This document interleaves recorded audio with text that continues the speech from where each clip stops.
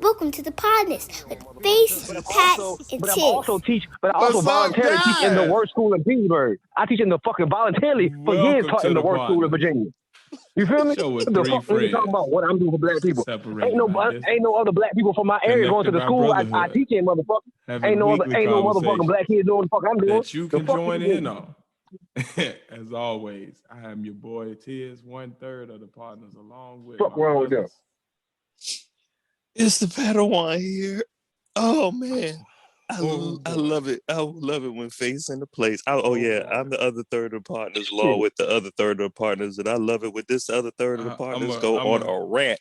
I'm gonna keep this. I'm already, and y'all motherfucking know that I'm already in this bitch. It's facing the motherfucking place, and I'm ready. I'm motherfucking ready to take somebody on in this race and dash their ass too. We going on a verbal race out this bitch.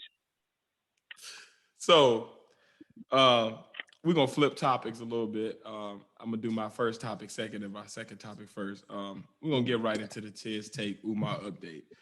Before I get into the Tiz Tape, I'm gonna just say this isn't about Umar tonight. This is going at the sector and commenters. So we're gonna start with the commenters since Face is already kind of alluding to that as we are doing our intro.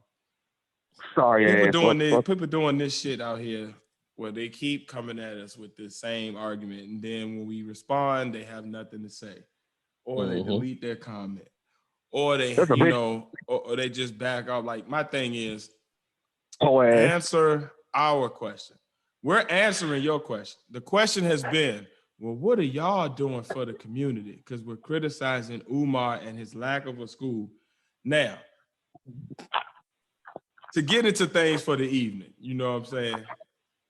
First of all, let me start off by saying anything we say tonight is not to defame or disrespect any comments or creator or person in this sector that we have found ourselves in somehow. However, when it comes to the commenters, Face, I'll let you go ahead and start because I don't want to cut your wisdom, and then I'll give my take on the commenters as well, and Pat as well. Well, that PSA you just made don't go for me because I mean to disrespect motherfuckers. Because when you come into my sector and you purposely disrespect with your words, I'm gonna come full force at your ass. Once again, read the shirt. I reciprocate all energy, positive or negative.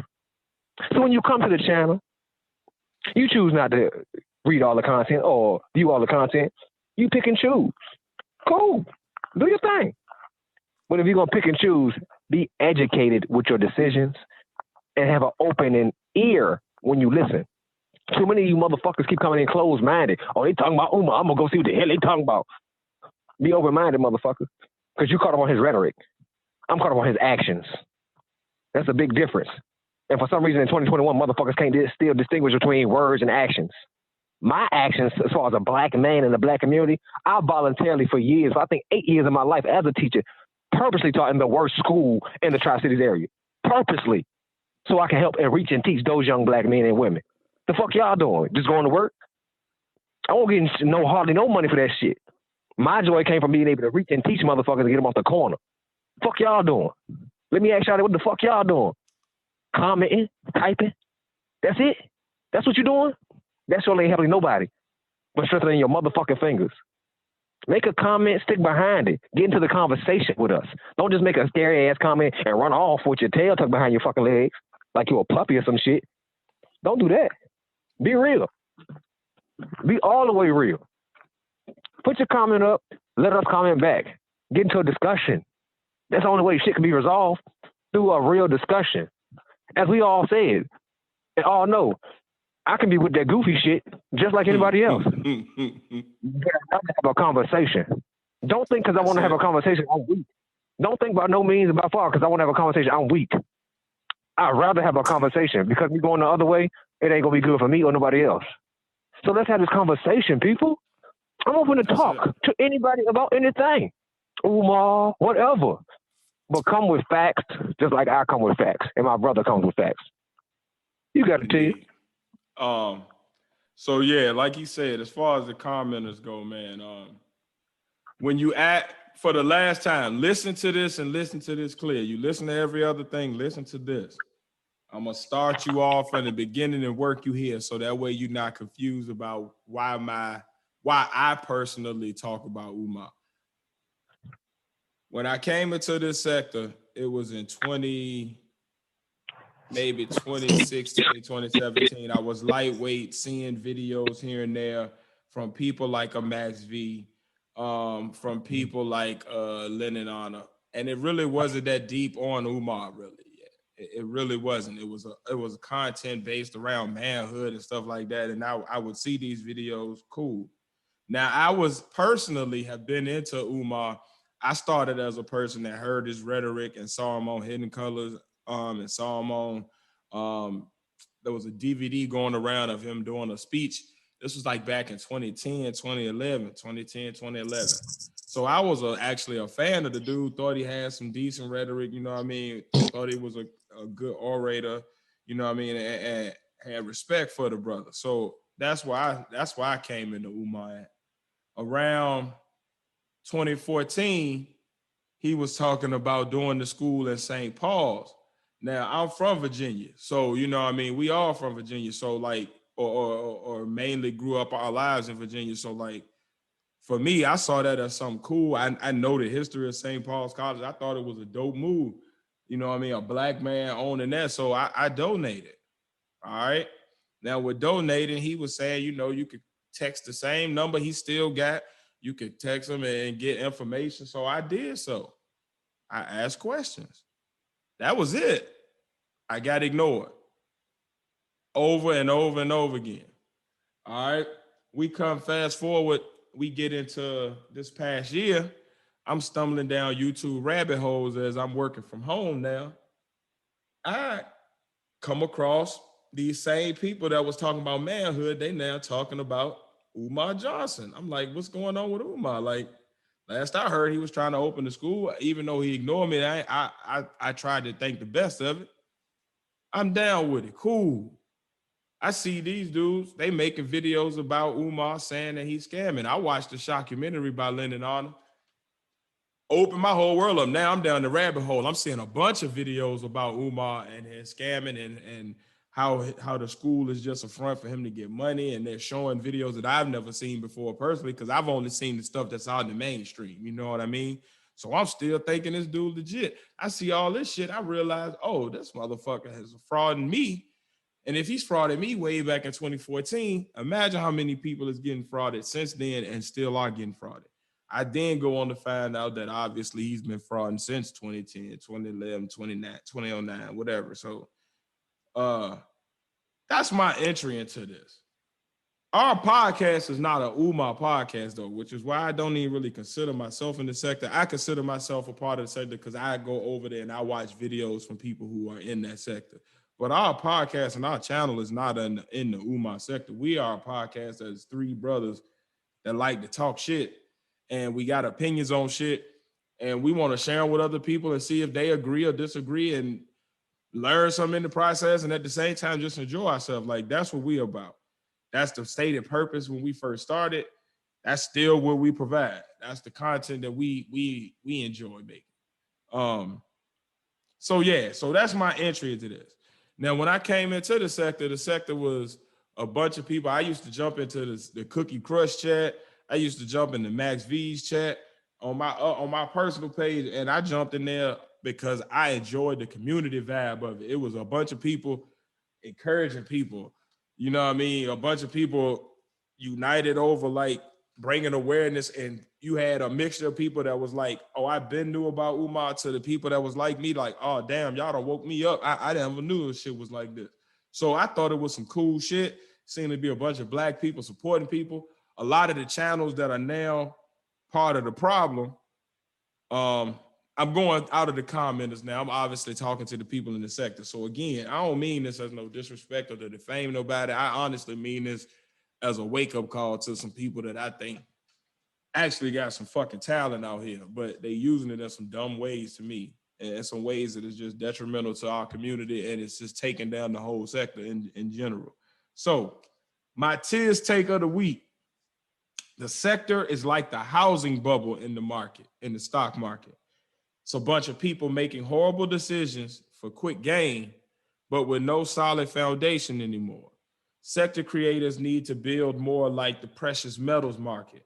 It's slightly more boring, but long-term, the value is more valuable and has less of a harm risk.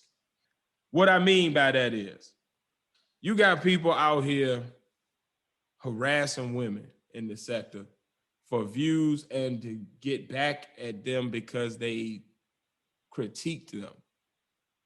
We supposed to be grown men. Everybody running around screaming this alpha male and beta male shit. I'm gonna get into that in a second, but we out here harassing women. You got people harassing anti-Afro Svengali, harassing Stargate, harassing let me see your transcript.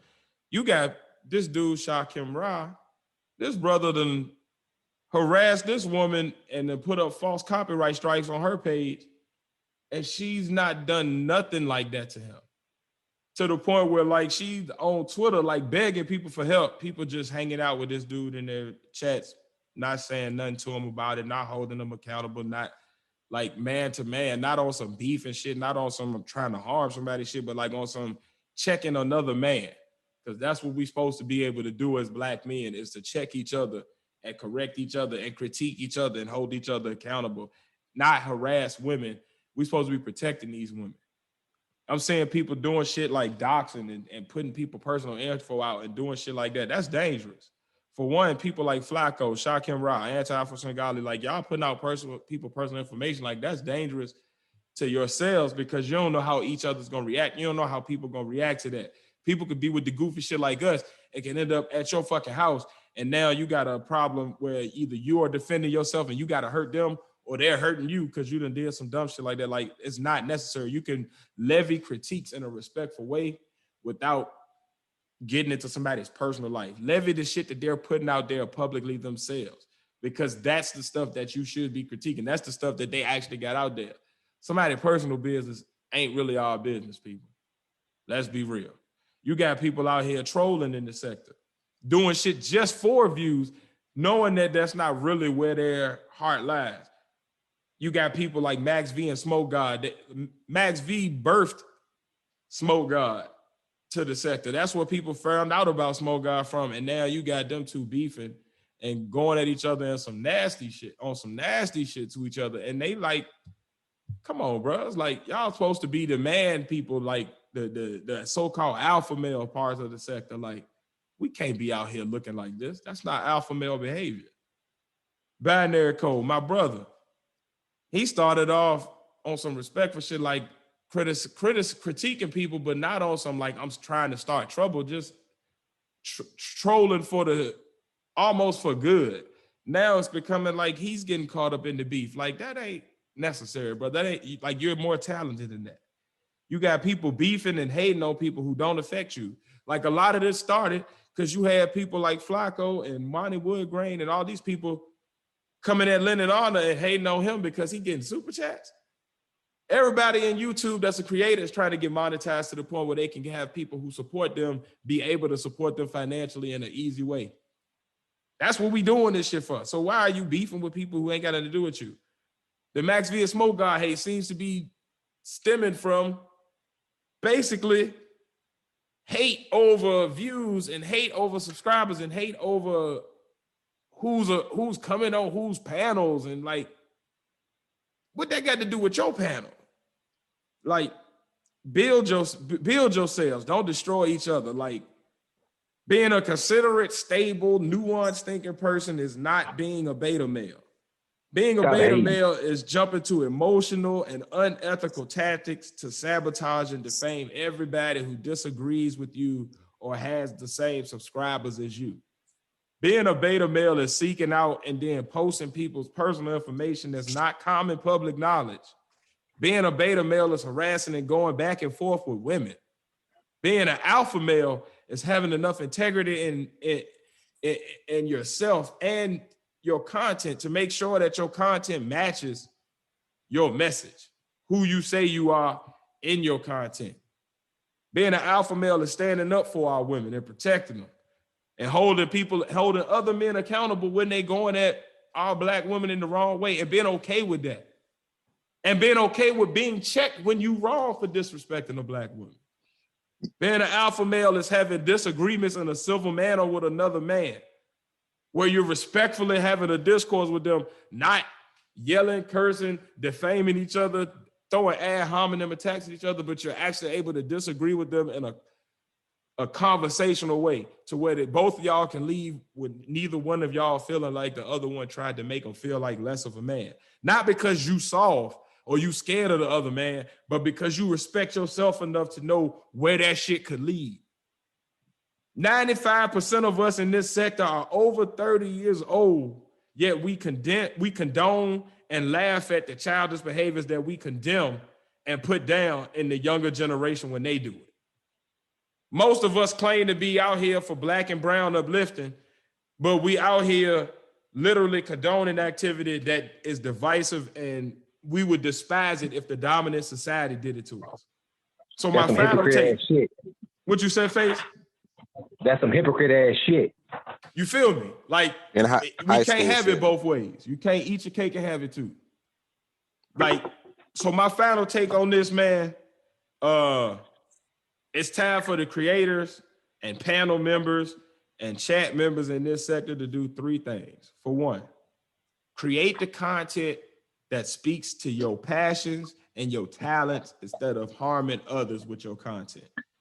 That doesn't include roasting people. If you got a roast channel, DC Young Fly made a career off of that. If you roasted people for things that they can actually change or actions that they display themselves in their posts or on their shows, cool. But not digging people personal information and harming them. That's not roasting. Flacco. That's not roasting. Stop doxing people and doing troll shit to get shock value reactions and actually do reaction videos and that type of material because you're actually good at it. Shock him. Stick to the chemist spirituality and the tech knowledge because you actually have some decent information in that area that's going to be helpful to our people. Anti-Afro Svengali. Stick to going after scammers and fraudsters because that is needed in our community. Way more than going after creators and getting involved into these public back and forth. Max V. Keep bringing the man content and the current event thought pieces. That's where you started at. And that's what's essential to getting the men in our sector to grow up and get beyond this and be better than where we have been. Binary Code. Keep dropping the music, the gaming vids, and having panels that push for free speech and fun-loving content. Your perspective is unique and much needed in the community. Smoke God. Keep up with the general panels on world events and the cannabis knowledge. Because that's some space that's missing in the sector and needs to be filled. We need more cannabis knowledge. We need more people bringing out that type of information. I'm smoking right now. We need more general panels for people to just come on and talk about daily current events and world knowledge. Like that's needed in this sector. Now I ain't mentioned everybody in the sector because I only listed the people that I actually am a fan of myself and that I know that those situations are happening with them for sure. These are things that they themselves have publicly said that they involved in, not me just hearsay. So that's why I didn't mention everybody. But this shit is going no more rampant than that's these people that I'm talking about. But these are people that I'm personally a fan of, so I can actually speak to what their situations have been. Number two thing we need to do in this community. We need to publicly condemn actions that we deem harmful to our community without making them seem trivial. Like, stop making it seem like because some can be made funny, it should be. Attacking women isn't cool in any shape or fashion. Period. Y'all know the partners don't rock with that. Like, that's something that we just don't get down with. Like, at the end of the day, personal information and being petty and going and digging for people's personal information, like that's not cool. That's some cornball ass shade room type petty beta male. That's beta male type shit. We gotta stop it. We gotta stop ignoring and allowing people who dox and attack people as a way to drive views or settle their differences. We got to stop allowing and not holding them accountable and just allowing them to run rampant in the community. Like, we allow it. I watch content creators let these people on their panels and don't say anything about the shit that they're doing. They just let them rock. We got to be willing to stand up and protect this community and make it that so that it doesn't become some old cornball shit. And we look up and none of the creators in here are here 10 years down the line. like it's corny, man. It's corny. We gotta have a better accountability base here. Go back to the community-based networking and lighthearted vibe that this started as. When I came into this sector, it was all about promoting other people's channels, making sure people was getting the information they needed, informing people of a major scammer in our community that we all started off talking about, who is Umar, who the Podnas gonna stay focused on, because that's really what the problem started as. And now people are picking up his type of behaviors. We can't do that. Let's go back to what it was. If you're gonna critique somebody's content, then do it the same way you would want somebody to critique yours. Critique it from a respectful place where you're actually wanting them to grow and learn, not from a place where you're trying to just horribly tear them down. If you're a roast channel, to do that. Like, we roast people in the current events all the time. But at the end of the day, like, we're not trying to tear down their career. Like, if they done some fuck shit, we gonna talk about it and we gonna hold them accountable for their fuckery. But we're not gonna go out of our way to find personal information on these people. Like, this is shit that's already out in the public for consumption. You feel me? That's the type of shit that you need to be critiquing. If you disagree with my take, then respectfully, let's have a debate down in the comments below. My opinion is not intended to be disrespectful to any creator or to discredit any talent that any of these creators have. I'm just actually putting this out there for debate and discussion because I am saddened to see such talented creators tear each other down and not do what their gift is because they focus on turmoil and contention. If I'm wrong, though, let's respectfully debate in the comments below, or you can email us at thepodnaspodcast@gmail.com and we can set up a panel where we talk it out on air. Me and Faze have always said since it started, like, we down for that, to have a conversation and actually get another perspective. We down for that type of shit. Respectfully, though, because like we always say, we are with the goofy shit and not in the way that y'all do it online. Like, we're with some other type shit. And we'd rather not go there. So this is not us trying to come at nobody or trying to beef with nobody or me trying to say, oh, I'm right and you're wrong. This is just what I see and what I feel like people coming from the outside in who don't know the history of where a lot of these talented channels actually started, where the good actually was. They only see the fuck shit. And there's no need for that. We grown. We fucking grown. A lot of y'all way older than me and my brothers that's on the Podnas. Y'all older than us, a lot of y'all. So let's act like it, man. Otherwise, man, these toxic behaviors gonna just keep on dividing the content, dividing the community, and giving people room to laugh at us instead of with us. And that's my tears take for this week. Umar content resuming next week or on maybe the live show Thursday. Fellas, if y'all want to jump in and say anything on this, y'all may feel free to do so, but I felt it's my job to do it since I'm the one that's always in these chats. Like, I rock with Max V's channel. I rock with Binary Code's channel. I rock with Smoke God's channel when he started. I don't know what's going on with him and Max V with that beef stuff now, but I like that they're starting to go away from it, but I hope they stick to that. I rock with Anti-Afro Svengali's channel hard. You know what I mean? So, like, these are people, like, these are chats that I enjoy being in, and I don't like that negative energy that's starting to be around it. I wanted to go back to the positivity. But go ahead, fellas. I'm sorry for ranting. Sorry for ranting, y'all, but I got to get that shit off my chest. I've been trying to be silent for the past couple weeks. Yeah. Fuck that. Silence. And tell you from a person who's trying to transform from an angry person to a more positive person. The more you sit on that type of stuff, it only brews more in you, and it brews more and more and more. You feel me? It just becomes what's the word? You feel me? Like, not even factual. It just becomes too much for you to bear. So you gotta let that shit out. You feel me? But one thing on the negativity. Yeah. You guys preach on black positivity and all this, but are constantly negative towards each other. You can't preach one thing in one hand and continuously act out the other on the other hand. If you want this positivity, like my brother said, get back to the positive vibe. You don't have to agree with everybody. Shit, 9 out of 10, I don't agree with most people, but I can do it respectfully. Right. I don't have to hate on nobody. And I'm at the point in my life where unless it's about my family, there can never be beef. So right. Say whatever you want to say. Say it respectfully, one. So don't disrespect me, because that only makes me disrespect you. That's it. So if you don't like the way we did a show, critique it. We listen to shit. We open-minded individuals. I'm not the turn the cheek type. I'm not gonna let you slap me once and then let you slap me. No, because no, sir. In the midst of you slapping me, I'm gonna poke your ass. No homo. So what are them things? You feel me? So conversations are the only way things actually change in the world. Indeed. There can be violence, and let me change my comment from a couple shows ago. When I said great things always come with violence, they change with violence. That is correct, but that's on the forefront. In the back offices, there's nothing but conversations going on, and that's where all the real change is going on. As we all know, the people that fight the wars are the poor. We fight the war.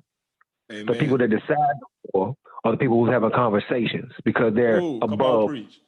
Boy, bruh, that's a whole fucking word, champ. God damn, bro. That whole fucking level. You feel me? We always talk about we want to be better. That better starts with a better mentality. Let's stop going to the I'm gonna just attack you, and let's come to let me be more self-aware of what I'm doing, because what you're saying about me may not be an attack against me. You may be actually speaking truth to me. So let me take a step first, back out of the situation, let me see the whole thing, and then let me come back in it with full force and fact and converse with you, because I can't conversate. Can't conversate with nobody, because conversate is not a word. So let's converse. Let's converse on whatever you want to converse on. Let's always realize once again, violence may be the catalyst, but no resolution is made with violence. It's made in the back office by those in power with a conversation and a pen. Amen. And that means violence with your words too. Like the slander don't get nowhere. They used to say sticks and stones. You feel me? Sticks and stones hurt you, but words, sticks and stones will break your bones. Words never hurt you. That's a fucking lie. Civil discourse. That's something we teach our children to help them build esteem and self-esteem about themselves. But when you become an adult, you realize that the shit people say, it's the shit people say that really gets to you. Because we're online. Ain't a damn motherfucker online gonna touch me. It's your words that you're sending at me. You try to send volatile words at me because you can't physically touch me. So in this day and age, words can hurt. And my thing is, we shouldn't be talking about each other online in a way that we wouldn't talk about each other in each other's face. Like a lot of these conversations would not go like this. It would be more diplomacy and more tact in person, because then you got to actually look a person in the face. It's this online buffer that be making people like act out of their character, and it's unnecessary.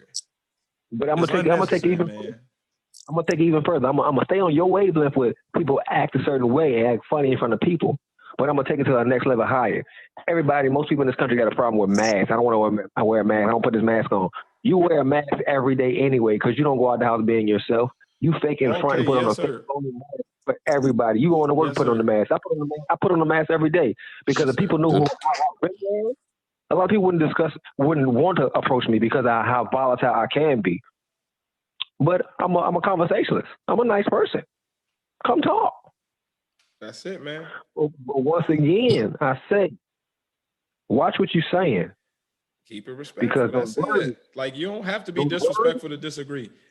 Because we as the partners disagree and have disagreed over the damn near 20 plus for me and Face, and damn near shit going on 2 decades at this point for Pat. Like, at this point, we can disagree, but we can do it in a way that we don't gotta like hurt each other. And we can do it in a way where we can, like, if we know it's something that shouldn't be public, we can do it in private and be respectful about it and still come away all feeling like men, not having to like put each other down as men and try to take away from each other manhood. Like, that's the type of shit, like, it's unnecessary. Like, I'm gonna end my comment. You can do it the other way, but you don't know what's gonna drive somebody over the edge, man.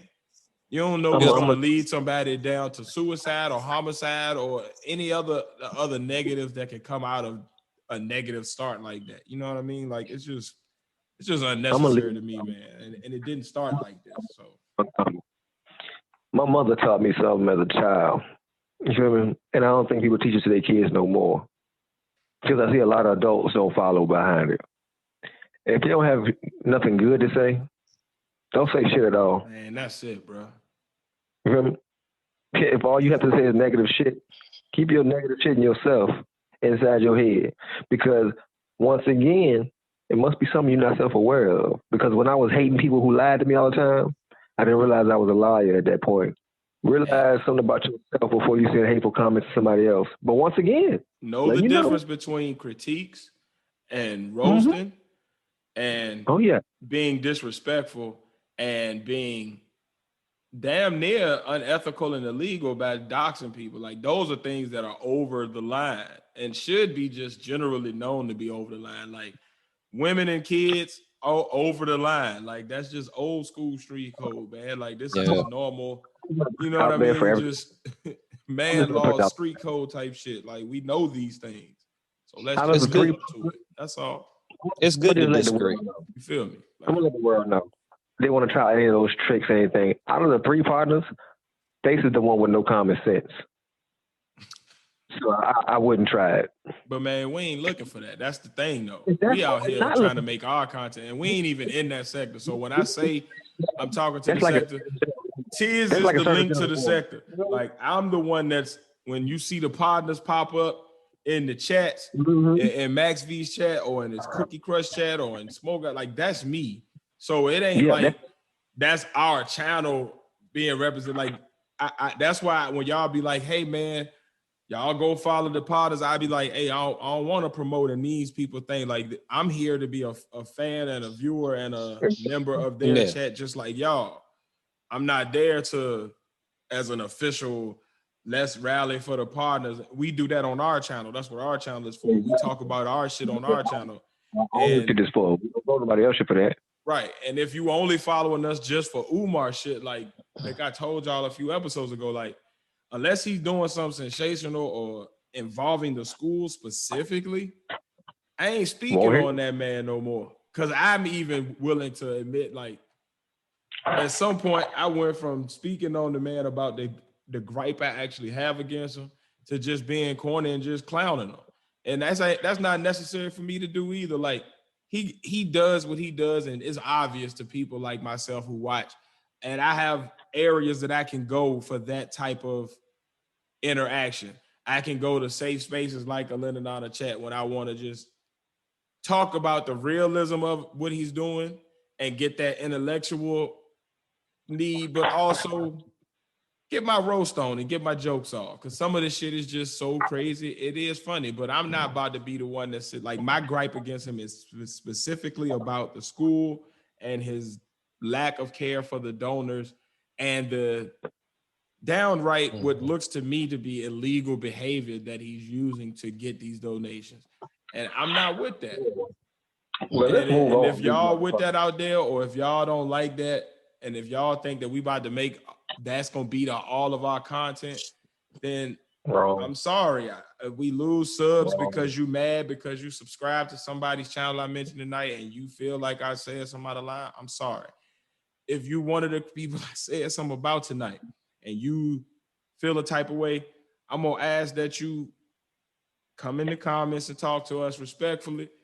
Hit us up on email. We can set up an on panel interview, or we can talk back and forth, or we can actually settle our differences respectfully. But I don't have no differences with y'all. I'm gonna keep on being in the chat. I'm gonna keep on enjoying the content. I'm just pushing for y'all to actually do the content that made me rock with y'all in the first place. The shit that people who are really your fans, who ain't just subscribing for the sensationalist bullshit, who ain't just jumping on the bandwagon because they want to see y'all do the fuck shit. I'm representing the real people who actually started off in y'all chats for the right reasons. Because I respected y'all as talented creators, and I respected the missions that y'all were originally on. And that's it. That's my Tiz take for the week. What you say, promote positivity, people. We promote positivity. That's it, man. Like, we ain't about all the fuck shit. We just don't mind it, but we don't want it. Like we're people who come from the fuck shit and who are looking to see ourselves and our people be better than what we have been, because it's that time.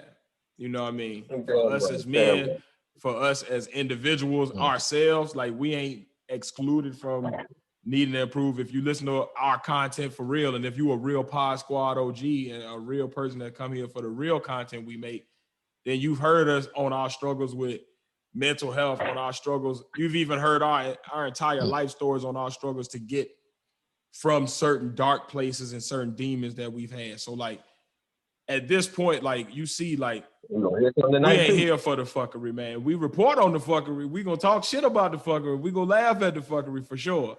But that ain't what we promoting. That ain't what we on. And even when we talk about the good and the fuckery, we're coming at it from a place of like, look at this bullshit. This should not be this way. It may be. It's almost laughing to keep from crying type shit. Like this is fucked up. This should not be this. We should not even be able to put this in here. But look at this shit here. So like, exactly. Can't write this. That's shit. all I gotta say. If we lose subs after this, if people want to act funny in chats, I understand. Respect, blessings. No harm, no foul. As long as you keep it respectful, I can keep it respectful with you, and we can respectfully agree to disagree. But yeah, man, that's my take. Appreciate y'all for going on this walk with me, partners, because I know that y'all don't even be in them chats, and I know this Umar thing is something that I am in, but I couldn't hold it back no more. Like I've been talking to people and I've been watching this stuff for a minute, and like it saddens me because it's like watching your TV people or somebody that you respect do stuff that just like, this ain't even what you was on. This ain't who you are. Like this. Or at least not how you started off. And like how you started off, it seemed like that was the authentic you. So like, do that. That's what we rock with you for. Like, don't do this. Don't bring a negative light to your stuff. Like, keep the positive shit going because that's what you were getting subs for in the first place. So yeah. From hating though, I want to go to dating. I was watching. I'm sorry, I can't remember the podcast. It might have been Damn Internet You Scary, or I can't remember if that what it was, but they had a thing where they were talking about somebody said they are no longer dating to marry. They're gonna date for happiness. And it made me wonder, what is the best approach and why? So dating to marry and hoping for happiness versus dating for happiness and hoping to marry. So dating to marry is like you're going into a relationship looking for the person that you will end up with for the rest of your life. So you're doing things and weeding out people based around that criteria. You're doing things based around that being the end goal, as opposed to dating for happiness and hoping to marry, which is more, I'm dating to just enjoy myself with you. And as long as that's going on, we'll see whatever happens. If it leads to marriage, cool. But as long as we're happy, we'll just let that rock. So it led me to this question. Which approach is best and why? And also these individual questions for both of y'all. For you, Face, which approach did you use to find your spouse throughout your dating life when you were dating and up to now where you're married? And for Pat, what is your current approach and how is it working as far as weeding out potential long-term married spouses? Yeah, I don't know what the fuck that was. Why? You want to take this first step? Oh man, I thought we were gonna rock, paper, scissors. Uh-huh. All right. Oh no, I'm good with this. I straight up tell you, I date for happiness, because if I'm going to be with someone for the rest of my life, I want to be happy with them. That's just the logic behind it. Like, people that date to be married seem like they're just dating for status to me, and or whatever, or they just feel like they're on a clock. Like, I got to get married at this time. Like, they got their own mental clock of where things supposed to happen in life, or whatever. me, of course, I don't have no clock. I'm 37. I don't have no kids, and I'm not married. So evidently, there's no clock involved with my span. I'm like, whatever happens, happens. He advertising to you. He advertising. He stayed. I've been single. So he be stay throwing it out there to him, man. No kids. Trying No, to pay not the really. cable bills, baby, from the land. I'm just Girl, saying. y'all know what I'm talking about. He trying to pay the cable bill. No, I ain't. Try to get rid of that side anyway. Of that on my life. Staying away from cable. Anyway. Yeah, I just date for happiness because it just don't make any sense to at this point. I just feel like once I feel like I'm situated and stable at this point or whatever, whoever's with me at that point, let's go forward. But I date for happiness because it just doesn't make any sense. I've seen too many other relationships where they just be in a situationship where because of certain situations, they stayed with each other. Like it's just a convenience. They're more like roommates than actual mates. Gotcha. Pretty much. So like I feel like instead of I don't want to spend the rest of my life feeling stuck. You know what I'm saying? And that's unfair to that person because you shouldn't have to. Nobody should feel like they need to be around somebody and feel stuck. Like in general, like no one should. If that other person has lost that love for that other person, that person shouldn't be going through that because that's just how it happened. Like I don't feel that way. So me, I don't know. I'm just and so with me dating for happiness, I don't know if that's a hindrance with me going forward because I don't know, I might be extra picky. You know what I'm saying? Like I might look at this like, yeah, I can tell after a while, I'm probably gonna get sick of my shit. I know it. And I know who I am. And it's not like some shit like if it's something like I know I need to improve on, I'm willing to do that or whatever. But if it's something like this is part of my personality, that means you just don't like me. Then you shouldn't be around me. You know what I'm saying? So yeah, that's just how I feel. Pretty much. Respect. Oh my! Cleared his throat. He revved up real quick. Yeah. Oh man. Yeah. Dating to marry and hoping for happiness versus dating for happiness and hoping to marry. I'm gonna take a Tiz approach on this and say I have a few different takes on this one. So I feel as we grow and we first get into that dating age, it changes and it goes back and forth. And it's only at a certain age do we stop on one of them. I feel that as we age, the experiences we have, the things we see, the information we take in, that helps us, or not helps us, but molds us into whichever one we category or side we fall on.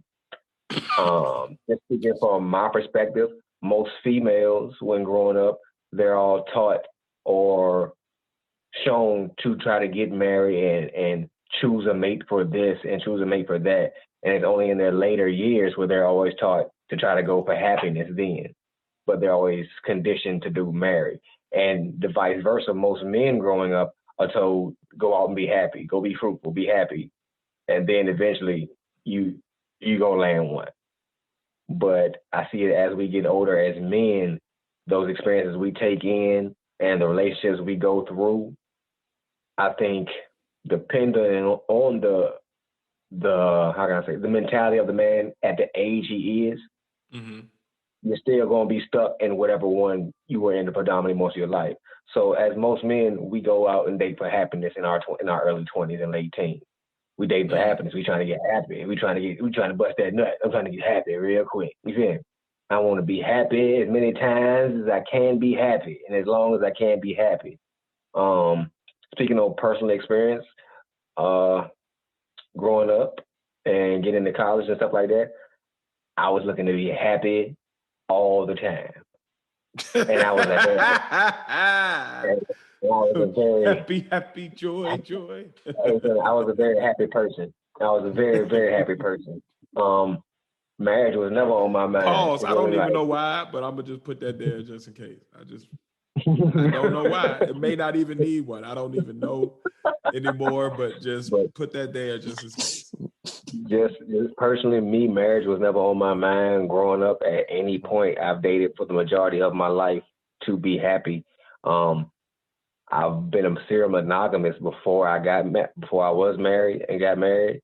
I was a serial monogamous, so even though I was being happy and getting my happiness, I would always find one and just be with that one. But that was towards my later years because I just got tired of doing the back and forth, the juggling and all this other stuff. When I met my wife initially, I wasn't dating to be married. I wasn't dating looking for marriage because once again, my mother wasn't married. When my grandmother was married, I wasn't alive. So marriage has never been something that's been taught to me or been around me growing up. So I wasn't looking for marriage.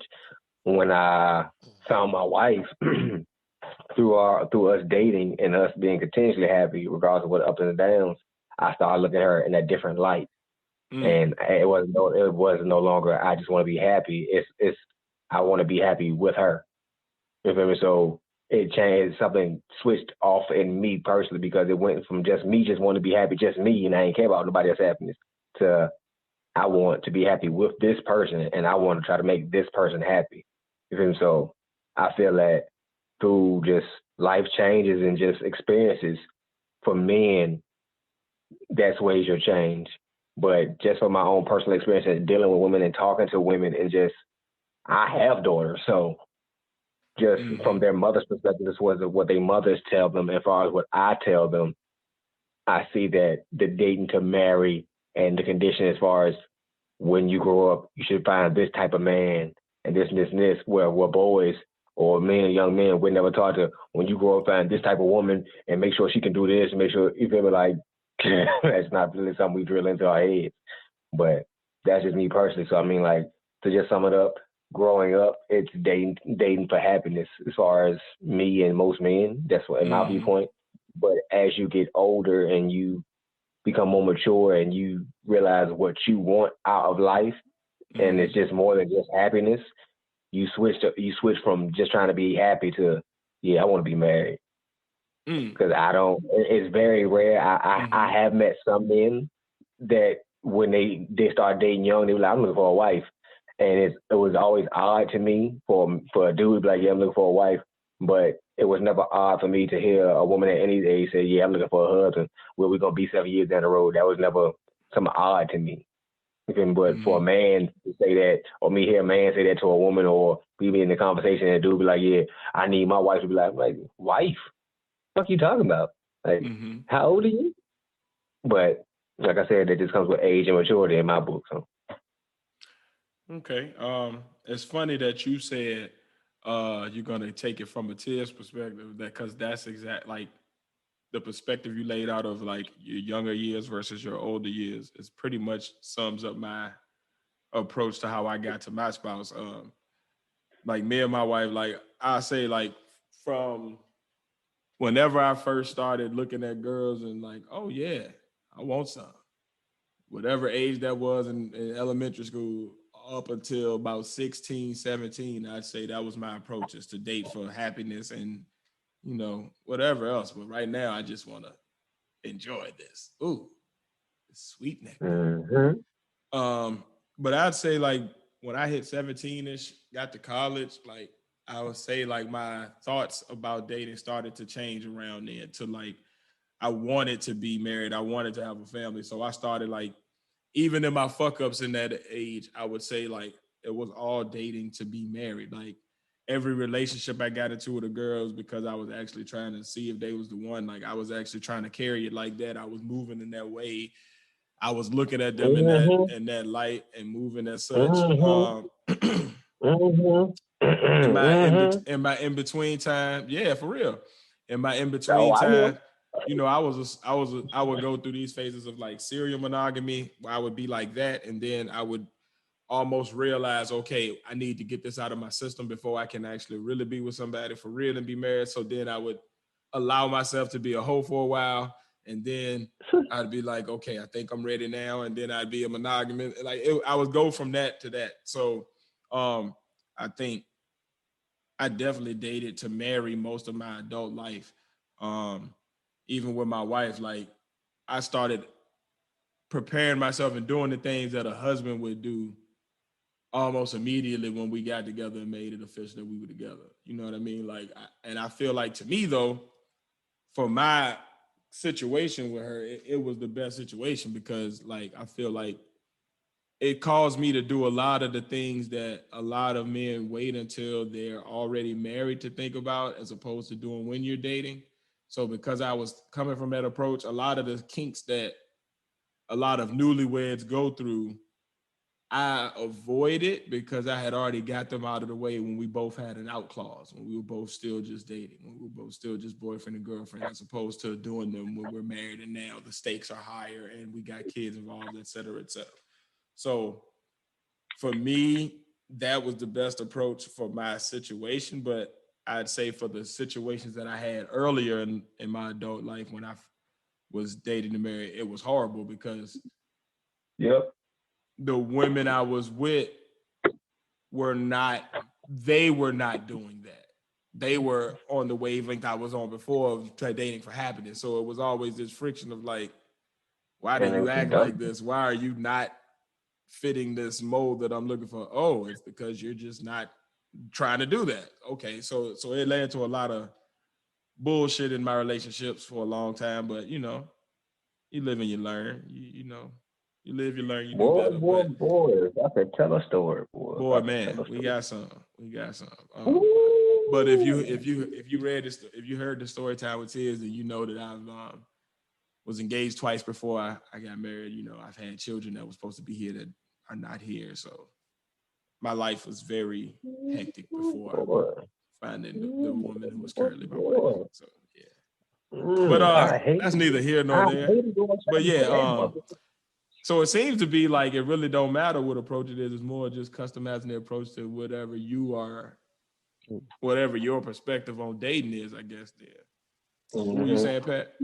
I was saying, see, where y'all went at with happiness or whatever, I wasn't thinking all of that. I was thinking more like, is this person happy with me? Am I happy with them? Are we clicking? This is good. But see, no, that is, you are exactly right. Because what I'm saying is like, so when I say I wasn't dating for happiness, I was dating for marriage.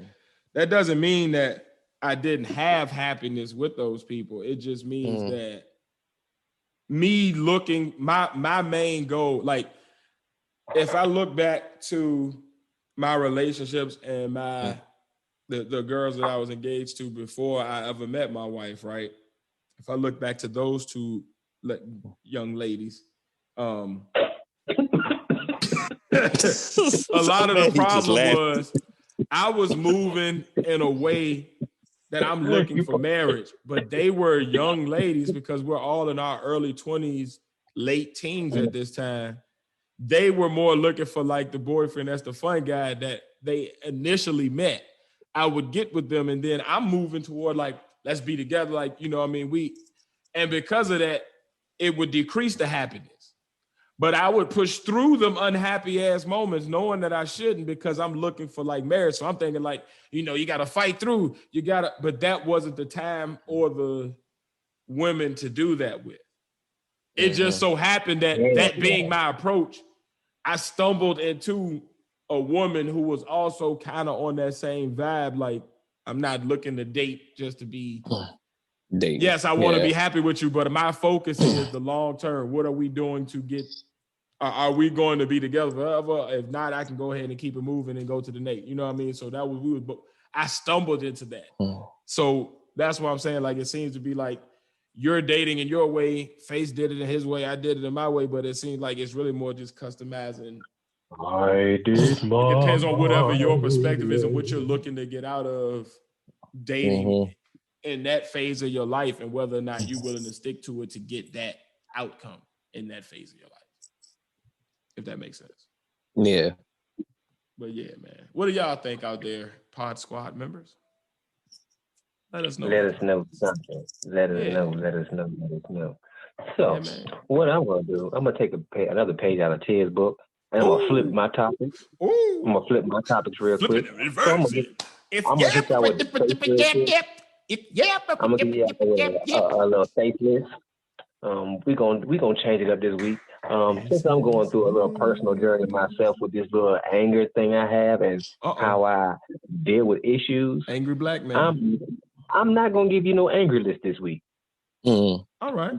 We're gonna do just a few things to help you out when you're tired, mad, a little upset, or things are just not going your way. We need some woosah activities. So I got 10 things I listed that I do, and I recommend other people do too when you're in those situations where you may be frustrated to no end and you don't know what to do and you just going through it, or you got 1,000,001 complaints and you don't know what to do, or somebody just pissed you the hell off and you at work, or you just in a situation where you can't do it, just can't deal with it. So first, listen to music. Music soothes the soul. Music calms the savage beast.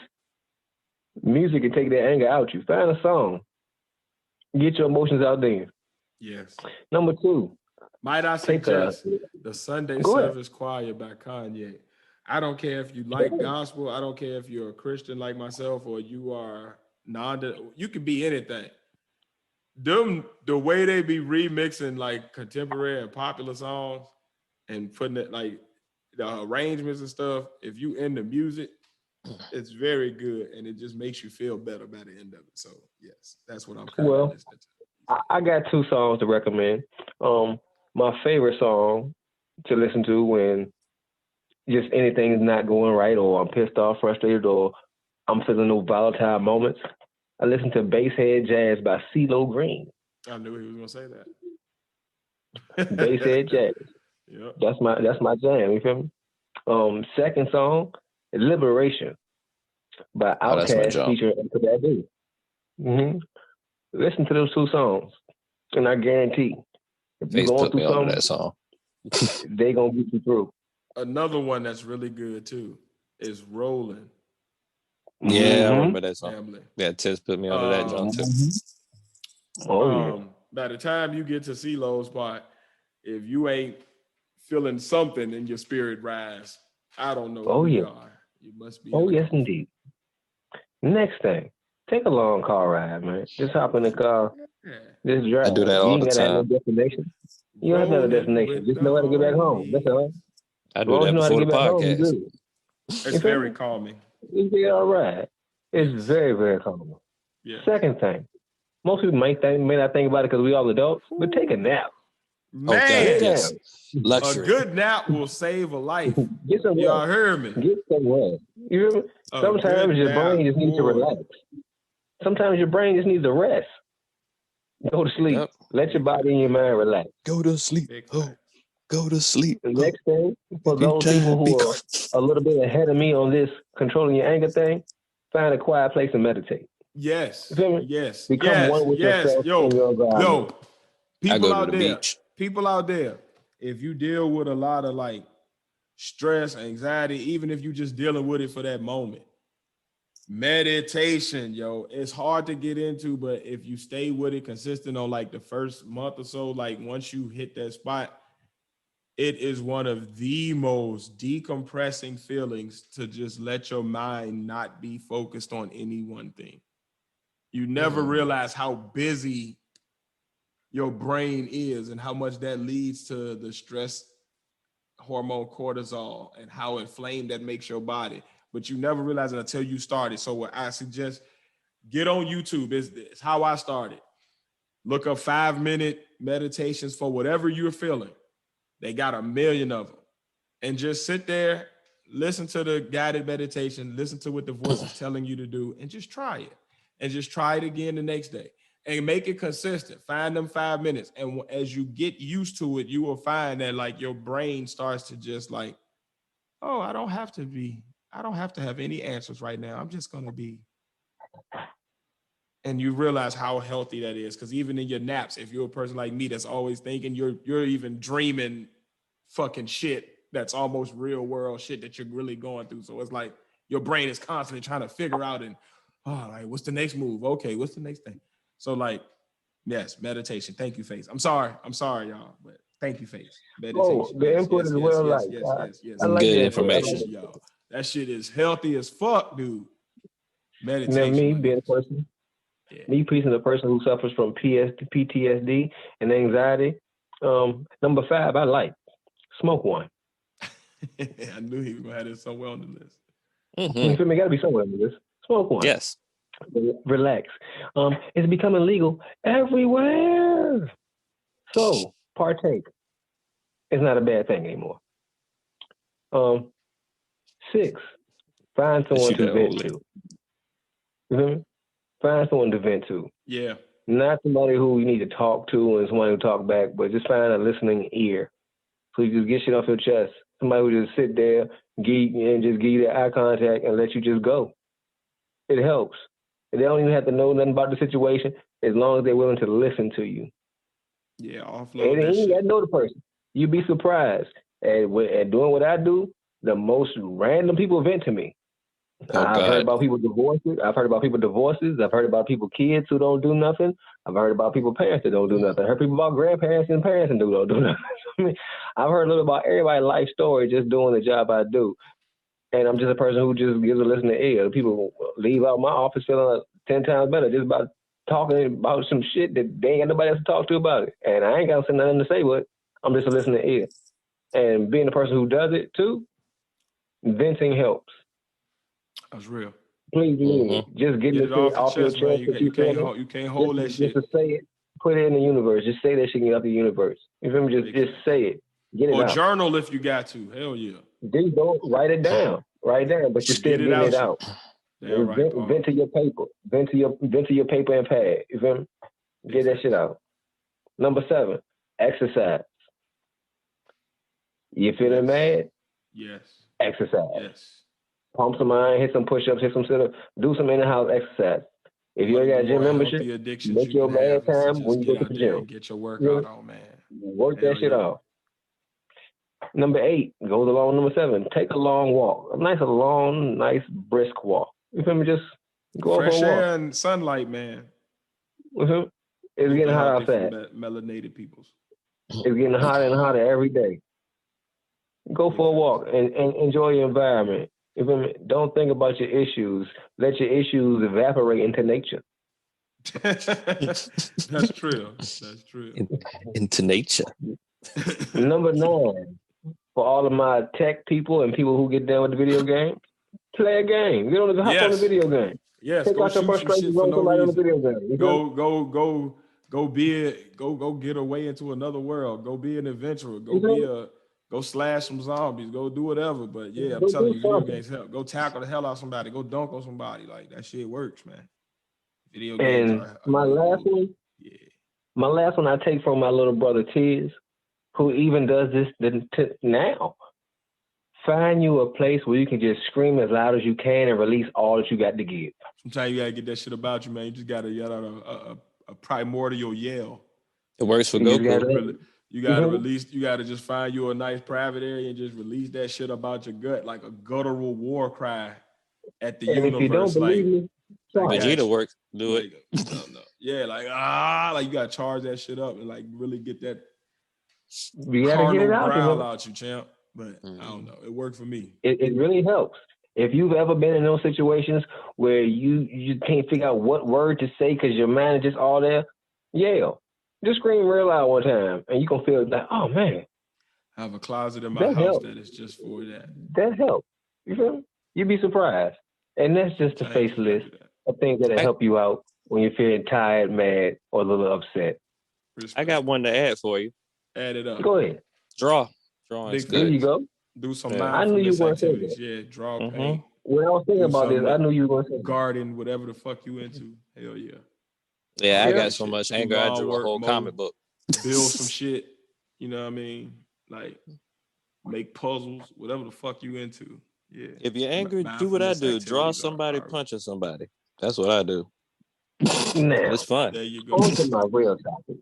On to the real topic for the discussion. On to the next. We're going to take it in the direction of relationship, but we're gonna take it in the direction of negative relationships. Uh-oh. So we're gonna talk about when is enough enough. Toxic relationships, their effects, how to recognize them, and how to get out of them. So I want to start with this open-ended question I'm going to pose to the commoners and you two. In you guys' description, what is a toxic relationship? Toxic relationship is a relationship where one or both parties exhibit behaviors toward each other that cause the one or the other to dwindle, like for them to become less than what they were at the beginning of the relationship. Like, to me, that's why they call it toxic, because it's like eating away at one or both of y'all. You know what I mean? So yeah. But what toxic actually looks like is kind of like being offensive. It's like it's individual for each relationship, because like what one couple may consider fun banter that they enjoy and that enhances their relationship may be considered a toxic conversation to another couple.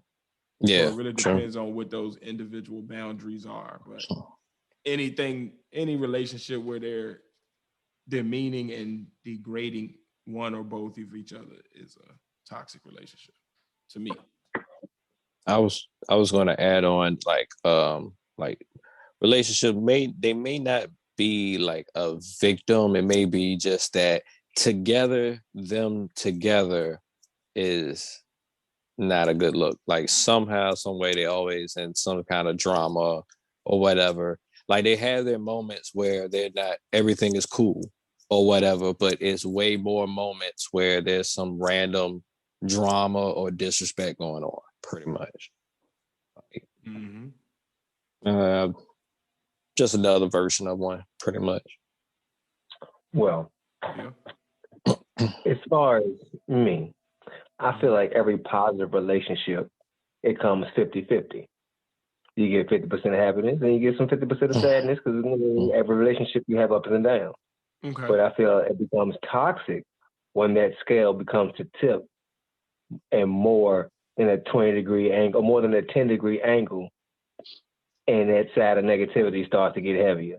So when it gets to that 55, 45, 60, 40, you feel me? That's when the negativity starts to breed his ugly face. When you lose balance. Yeah. Exactly. Okay. I feel that we all know what the atypical toxic relationship looks like. They're in public, they're screaming and fighting. We may see a domestic. We all see that. But there's also toxic relationships that can be subliminal. You feel me? Where one of the people in a relationship can say something that only them two know about. You feel me? Only the other person in the relationship would know what that person means. But to somebody else, it don't mean nothing else. So they can say that shit out loud in a regular conversation, and the other person pick up on it, and then that's the catalyst. Or then the other person feels some type of way, or you just made a negative statement unbeknownst to nobody else, but the other person knows what it is. So elaborate with an example. So how can I say? Let's see.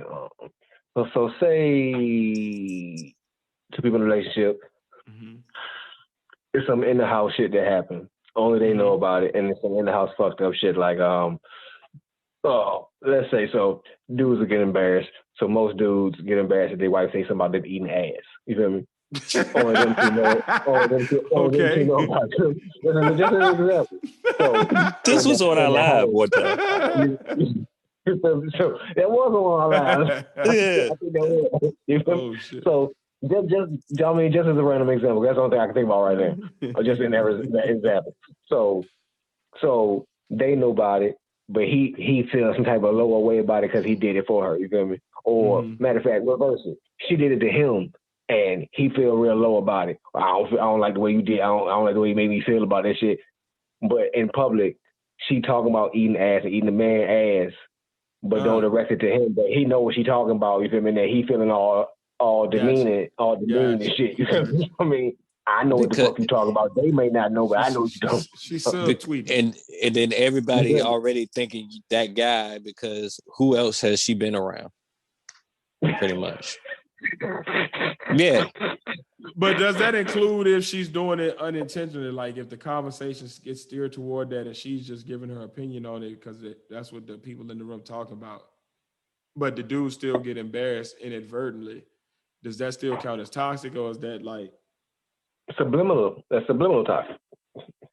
But like, doesn't subliminal have to still come with like an intent by the person that's putting out the subliminal message? Well, if she knows how that person, if she knows how he feels about it, and regardless, if you don't have to have a comment and you don't have to have an opinion in every conversation. Shut up. I mean, shut the fuck up. I mean, and say no like, comment.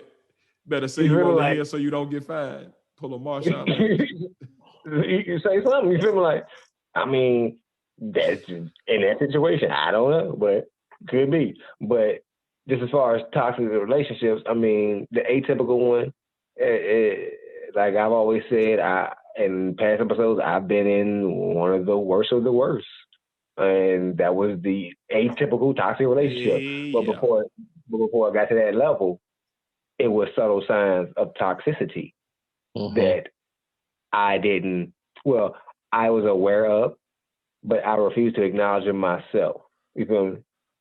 So it was subtle signs before it got to the level of great toxicity where it was just killing both people, where at the beginning it was only killing me, to the point where it began to make me toxic too. Damn. To where it poisoned my system to the point that I was continuing to poison the other person and we were poisoning each other.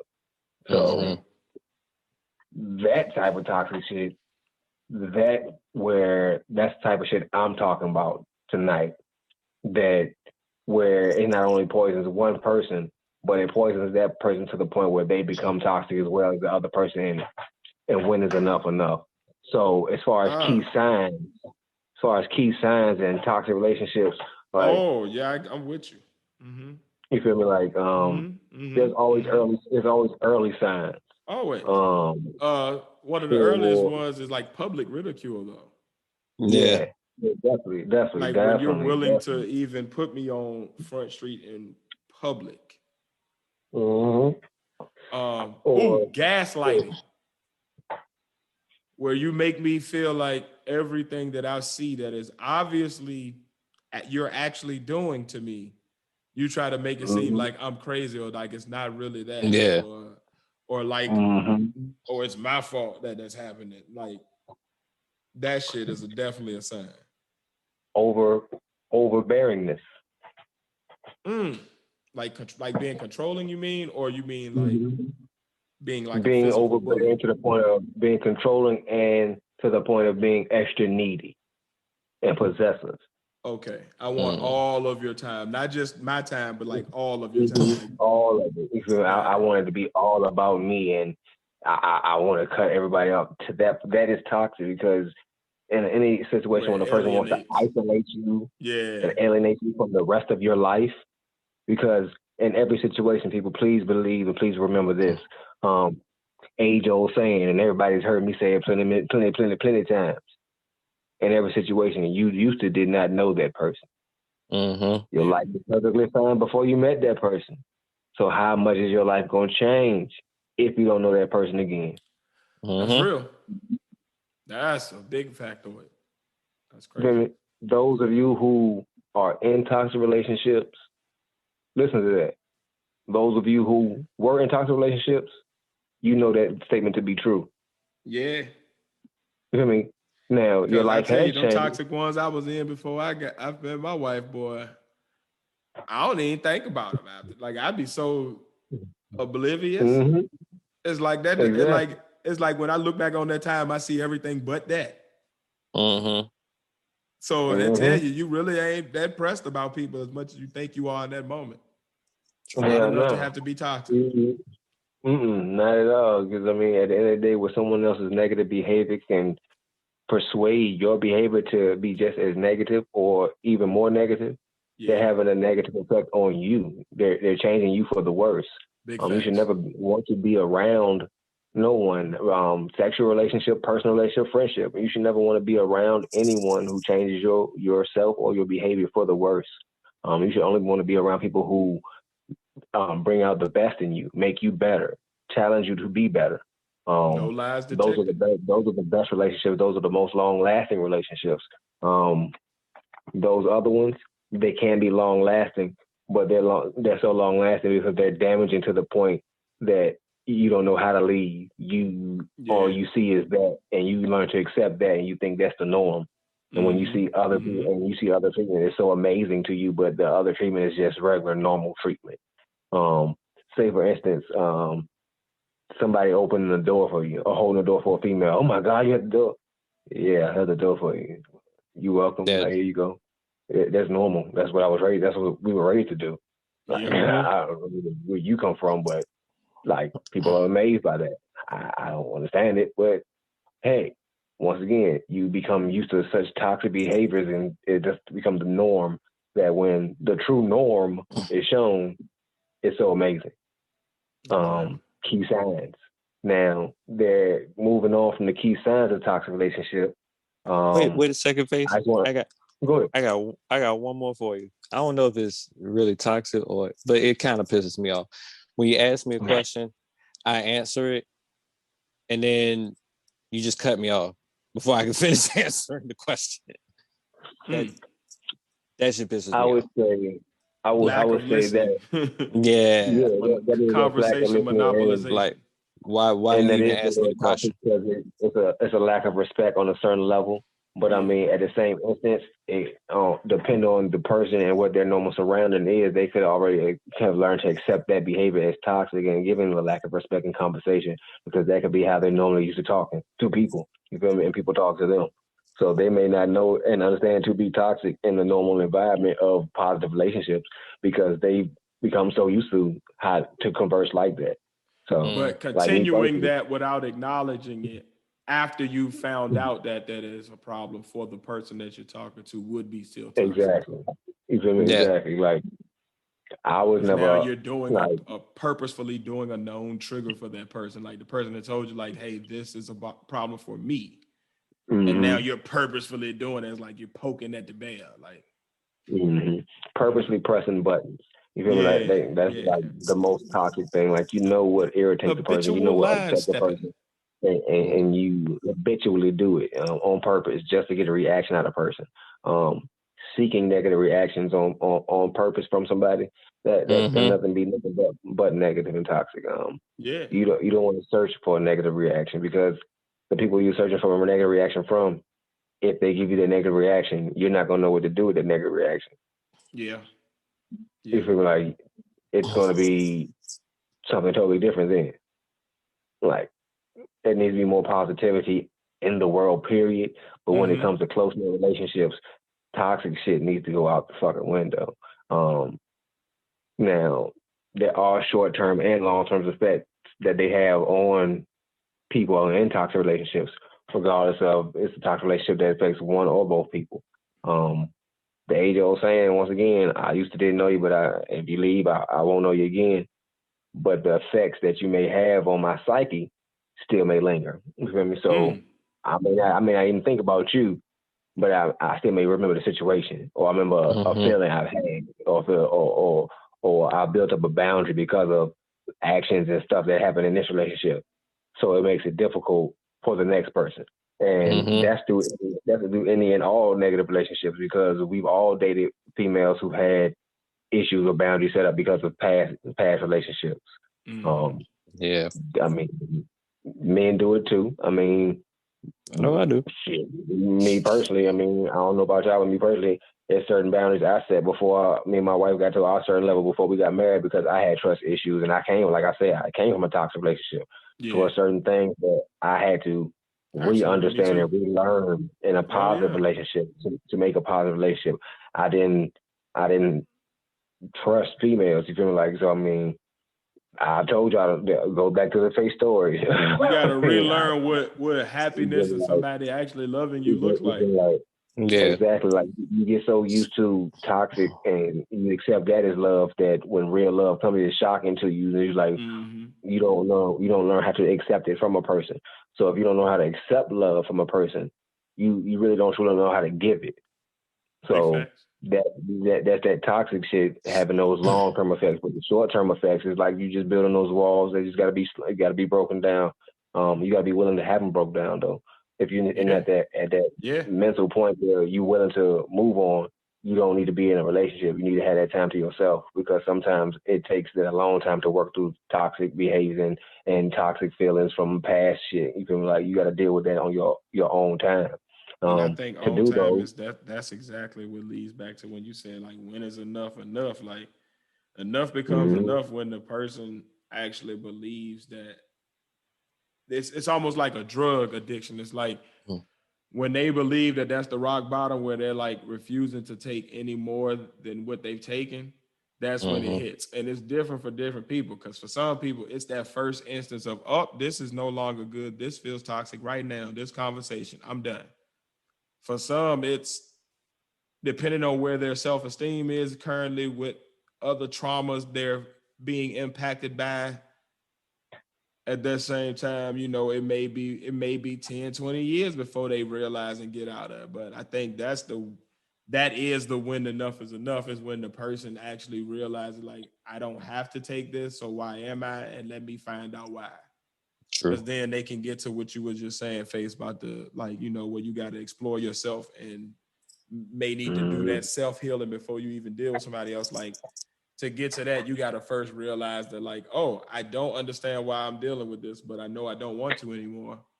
And I think that there's no, like, right or wrong answer as far as the time. It's just more of, as soon as you are able to get to that point as an individual, then that's when it's time.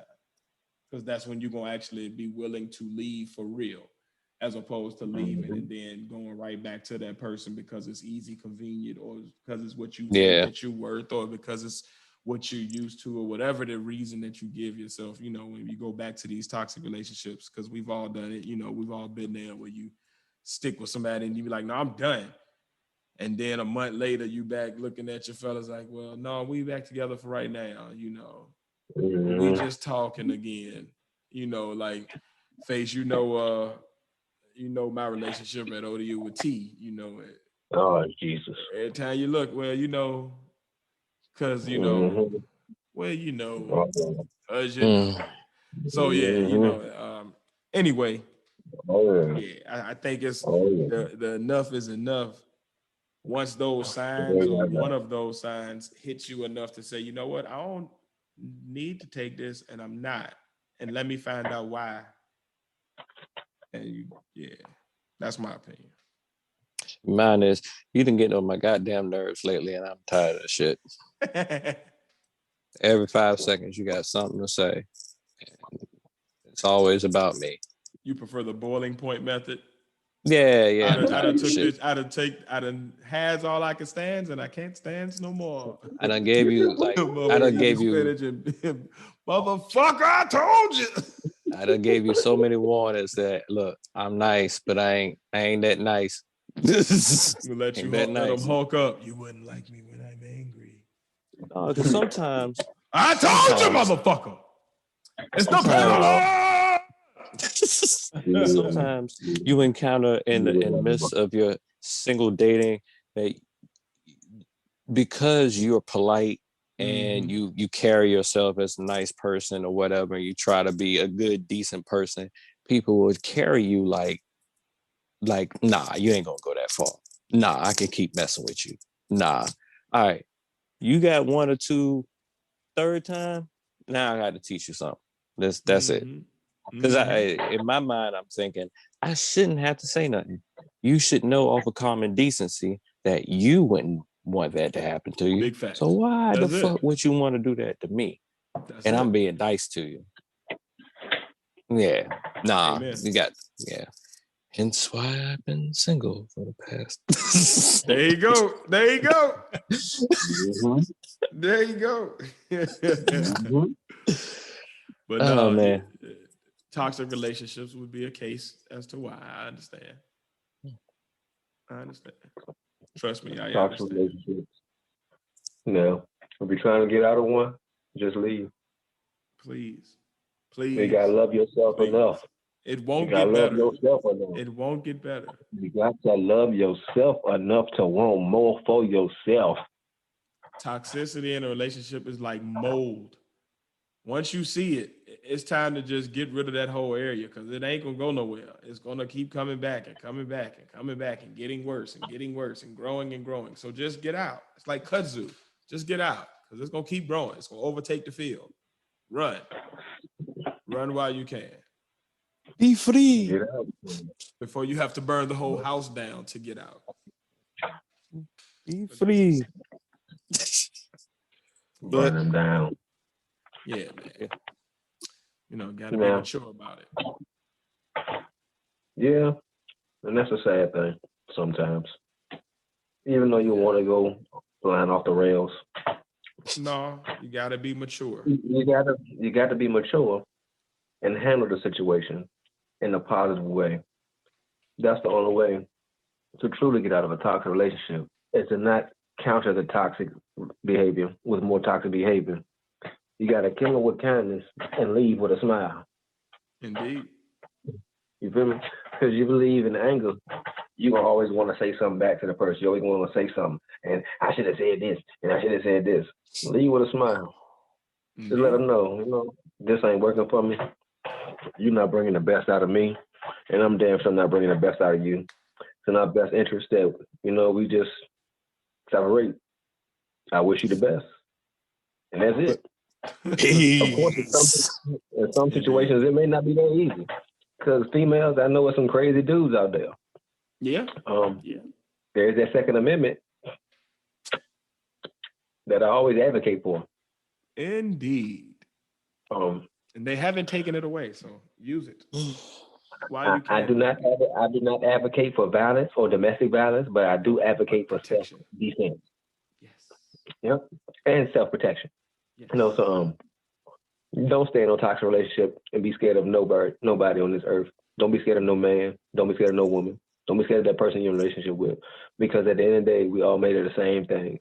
Love yourself enough to get more for yourself and want more for yourself. And don't be scared to be alone because there's billions of people on earth. You will never have to be alone. You can have other people in your life, and they don't have to be people that treat you fucked up. Cue the Michael Jackson song. Like you can get in that toxic relationship to anybody in your life. You don't have to have a toxic relationship with anybody in your life. You always have the exit clause to exit that relationship. There you go. Exit stage left, baby. Indeed. Big facts. And I exit quickly because I don't got time. And I'm going right back home and then watch the rest of my random cartoons and everything that I like to do. Because, with relationships, you have to be mature. But with cartoons, you don't have to be. You can be immature as shit. So that gets me into my next topic. Because Faith brought it up last week. The top cartoons we brought up on. Yes. Great topic. I enjoyed that very much. But as you get older, you start, digging into more mature topics or whatever. Mm-hmm. And over the years, there's been more mature cartoons or whatever. So I have like a top 10, couple of honorable mentions of the top adult cartoons. Not hentai people. Not hentai. Not that shit on Pornhub. I'm talking about just what is hentai? You don't want to know, Tiz. It's scary. It's another one of those communities like pegging, huh? Pegging. Weirdo. Okay. Kind of close to furries. Got it. All right. Yeah. So not hentai guy, just adult cartoons with adult mature themes along with it. Respect. So at number 10, because this is a new one or whatever, I put Invincible.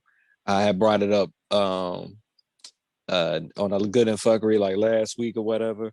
And I don't know, Face, if you were there, but if y'all want to see something animated and you want to mature topics and stuff like that, and you want to see how Superman would be if he probably was an asshole, Invincible is a good one. I'm not going to say any more to it because I don't want to spoil it. It just came out and it's on Amazon Prime, so y'all can watch it anytime you want. So my second one, I don't know if y'all remember this, but on USA, they had this cartoon called Duckman. And he had that skinny head and the big glasses. I actually do remember that. And Private Eye or whatever. Yeah. And then he had that family. I think his wife passed, and he was living with his sister-in-law and his son. Okay. His son Ajax was this big, goofy, Huey the Duck looking kid, and Baby Huey looking. yeah, and he had a Siamese twin sons too, Big fact. or whatever. But then he had the pig sidekick that was always in a suit or whatever. He was pretty much solving the case, and Duckman had this big tail ego, whatever. But the show was hilarious, and I think that was a decent show. The guy that did the Critic, I think that guy did that. But I was gonna say, I hope you got the Critic on here somewhere. That was a good show. I was gonna bring that in there, but it's an honorable mention, so we'll get those in a way. Okay, I respect. All right, as long as the Critic gets just due. All right, so that Duckman's number 9, Invincible's number 10, number 3. And some people was going to be like, "Why is?" Oh, what? Huh? Well, number 3. 9, number 10, number 3. What kind of count? On my list is kind of like numbers work. On my list is backwards or whatever. So I gotta. So this one will be number 8. All right. So number 10. Number 10 is Invincible. Number 9 is Duckman. Number 3 is Family Guy. And some people are going to be like, "Dang, that's real low on the list," but I don't know. I feel like Family Guy hasn't been. Number 3 ain't that low. That's pretty high. No. This is number 8. What? Number 8 on the list. Oh, okay. I'm like, my bad. All right. So let's start from again. Number 10 is Invincible. Number 9 is Duckman. And number 8 is Family Guy. Family Guy. That is low as hell for Family Guy, though. Yeah. Now, mind you, I love Family Guy. It's hilarious. It's an award-winning show or whatever. I'm anxious to see what you have above this. Or whatever, but it's just a lot of these shows came before Family Guy, so I like them for it. That's pretty much primarily the reason or whatever. Okay. Whatever. So after 8, there's 7. 7 is the Venture Brothers. If you're familiar with Adult Swim, I know what you're talking about. Yeah. Venture Brothers is actually a play on one of my favorite cartoons of all time, Johnny Quest. Is that what's going on? I've seen it. Like, you've seen it, but you never watched it. Like, if you watch, never watched it. If you watch all the way through the seasons or whatever, it's like, all right, the first season it's just jokes, it's just wild episodes or whatever. The second season builds off of the first season. So it kind of like do some world building around like all the stuff that happened in the first season. And they do the same thing for each season after that. But I don't know. It's just hilarious to me. They got these wacky random adventures. They got this like, it's like a satire on like how the world, I would say, because it's canceled now. So like the world was at the time pretty much, or kind of like how it is now, secret societies, all this other stuff, and how like goofy supervillains really are pretty much. But it all based around Johnny Quest or whatever, because Brock Sampson is pretty much Race Bannon, but with adult jokes. Yeah, I've never watched the show. Watch it again. I've just seen like the little commercials for it and stuff on Adult Swim. Like, I've never actually watched it. This show is hilarious. Talk about these characters, you're gonna lose me there. Yeah, I'm not even gonna lie to you. But when you watch the show, if you watch the show ever again, and I mean, it's like if you get tired of watching Family Guy all the time or whatever, I said it. I did. I messed up. I know I messed up. But if you get tired of watching Family Guy all the time, you done seen the episodes twice or whatever. Family Guy? Yeah, by mistake. It's bad. Hey, Family Guy. Beg your pardon. That might be a Freudian slip because I be thinking Family Guy is gay a lot of times. Oh, okay. I was about to be like, what kind of Freudian slip? What you about to? Family Guy got a lot of suspect jokes in it, but they do. Venture Brothers, if it's in that same vein, the same feel as Family Guy or whatever. So, and it's kind of a joke on Johnny Quest. So there you go. Pretty much. All right, so it's 9, 8, 7. We are at 6, and 6 would be Spawn, the HBO. Okay.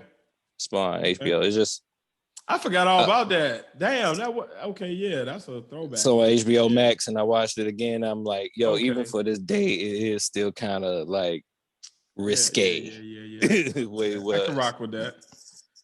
Okay. Spawn. I can see why you say that. Mhm. And I know you love Spawn, so I understand. Yeah. So number 5, Eon Flux. Okay. Eon Flux. Okay. Mostly because of the cyberpunk space I futuristic remember you was hyped about that last week, so I can see that. vibe. Yeah, so You keeping it consistent. Yeah. You keeping it consistent. Right under that, I think we had 4, and that would be the Boondocks. Okay. There you go. The Boondocks. Okay. The Boondocks is at 4. We all know why the Boondocks is at 4. Now we talking. Yeah. Now we all know. Name Slickback. Yep. Now, an honorable mention that I feel like is in the same vein as Boondocks is Black Dynamite. I've never watched that one either. Yeah, I have no idea what that one what goes on that. Yo, to be honest with you, I had to really think about that because I really wanted to put Black Dynamite up there, but it's because I grew up with a lot of these other ones before Black Dynamite that I didn't put up there. But the episode with Michael Jackson, the episode with Richard Pryor, like they got an episode with Michael Jackson. Like I don't want to spoil it because you haven't seen it yet, but Black Dynamite set in the 70s, so everything that's happening is like all the celebrities that pop up on the show is in the 70s. So you got young Michael Jackson, you got Richard Pryor when he was doing the stand-up at the Sunset, and Black Dynamite is trying to get Richard Pryor to his show, but he's getting into all this stuff or whatever, like bunch of Black Dynamite's fighting ninjas, the Klan. I had to check that shit out. Richard Nixon. It's hilarious, yo. And he's still pimping and has an orphanage. It's called a orphanage. Oh shit! All right, yeah. It's like the hoes taking care of the kids. It's hilarious. It is. Oh, and the dude, if after you watch the cartoon. It's a live action movie with Michael Jai White as Black Dynamite. Okay. And it's like a straight up black exploitation. You'll love that joke. Face, okay. I really feel like you would like that movie yourself. Oh, like, yeah, I've seen parts of it. Yeah, I think it is.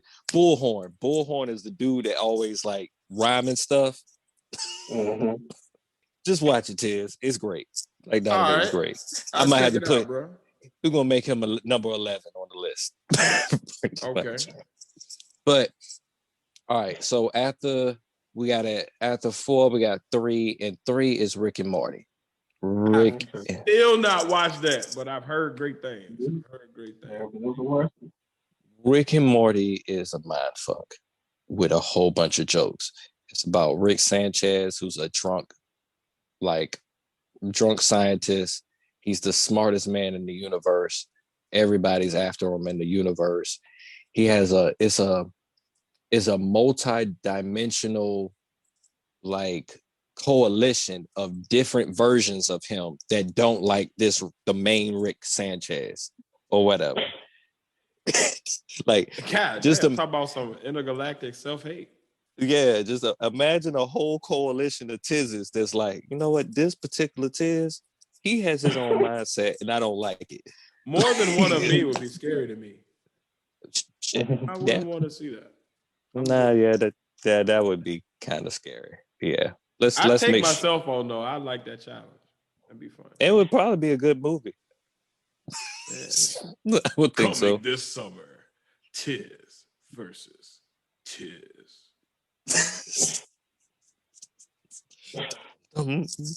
But it's how to say, it's kind of a play on Back to the Future.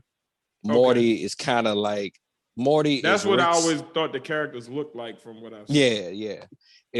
The inspiration was from them, like with Rick being like Doc, but like a more apathetic version. Like he don't give a fuck about shit. He thinks everything is trivial, everything is stupid because he done figured everything out in the universe. And let's just go on these crazy adventures because I'm drunk and I invented some shit. Pretty much. But the show is great. It's awesome. I think Rick is a Capricorn on the low. The way he for real. Respect. All right. Number 2 is a classic, and it's The Simpsons. Just because it's The Simpsons. Okay. Because if you think about it, that's like one of the first adult cartoons. Period. One of the first. This like, and then just the run. Like, think about how long Bart should be our age by now. Like, The Simpsons has been going on since we were in what, elementary school, almost middle school. No, elementary school, pretty much. It's like 30, 40 years of episodes. It's like the longest reigning episodic series, pretty much. And like, I still have like episodes in my mind that I can remember, that I have like memories on. Like when Bart got sick of Nelson picking on him or whatever, he made a whole war with water balloons. and like the whole town was like going after Nelson and his gang or whatever. I was like, you know what? Bart is a G for that. He had this old veteran making out a plan and stuff. Like they were using old World War II plans to get Nelson and bombard him with water balloons. I was like, yo, Bart, go Bart. All right. Okay. So then my number 1, because I feel like this is the one that started it off, and I grew up with this cartoon, is the Flintstones. Somebody's like, how is that an adult cartoon? And it's I never looked at it like that, but all right. When cartoons first came out, they weren't for kids. They were for adults. You have like this episode where the Flintstones is like promoting cigarettes. You see like Fred and Barney in a black and white commercial. You can look it up on YouTube. Like, nothing is sweeter than the sweet smell of Larney's cigarettes. I don't know if that's the name of it, but that's what he was doing or whatever. And then if you really look at the Flintstones, like the stuff that they went through, that's like adult situations. Like if Fred get fired, those married couples were swingers. Those 2 couples were swingers.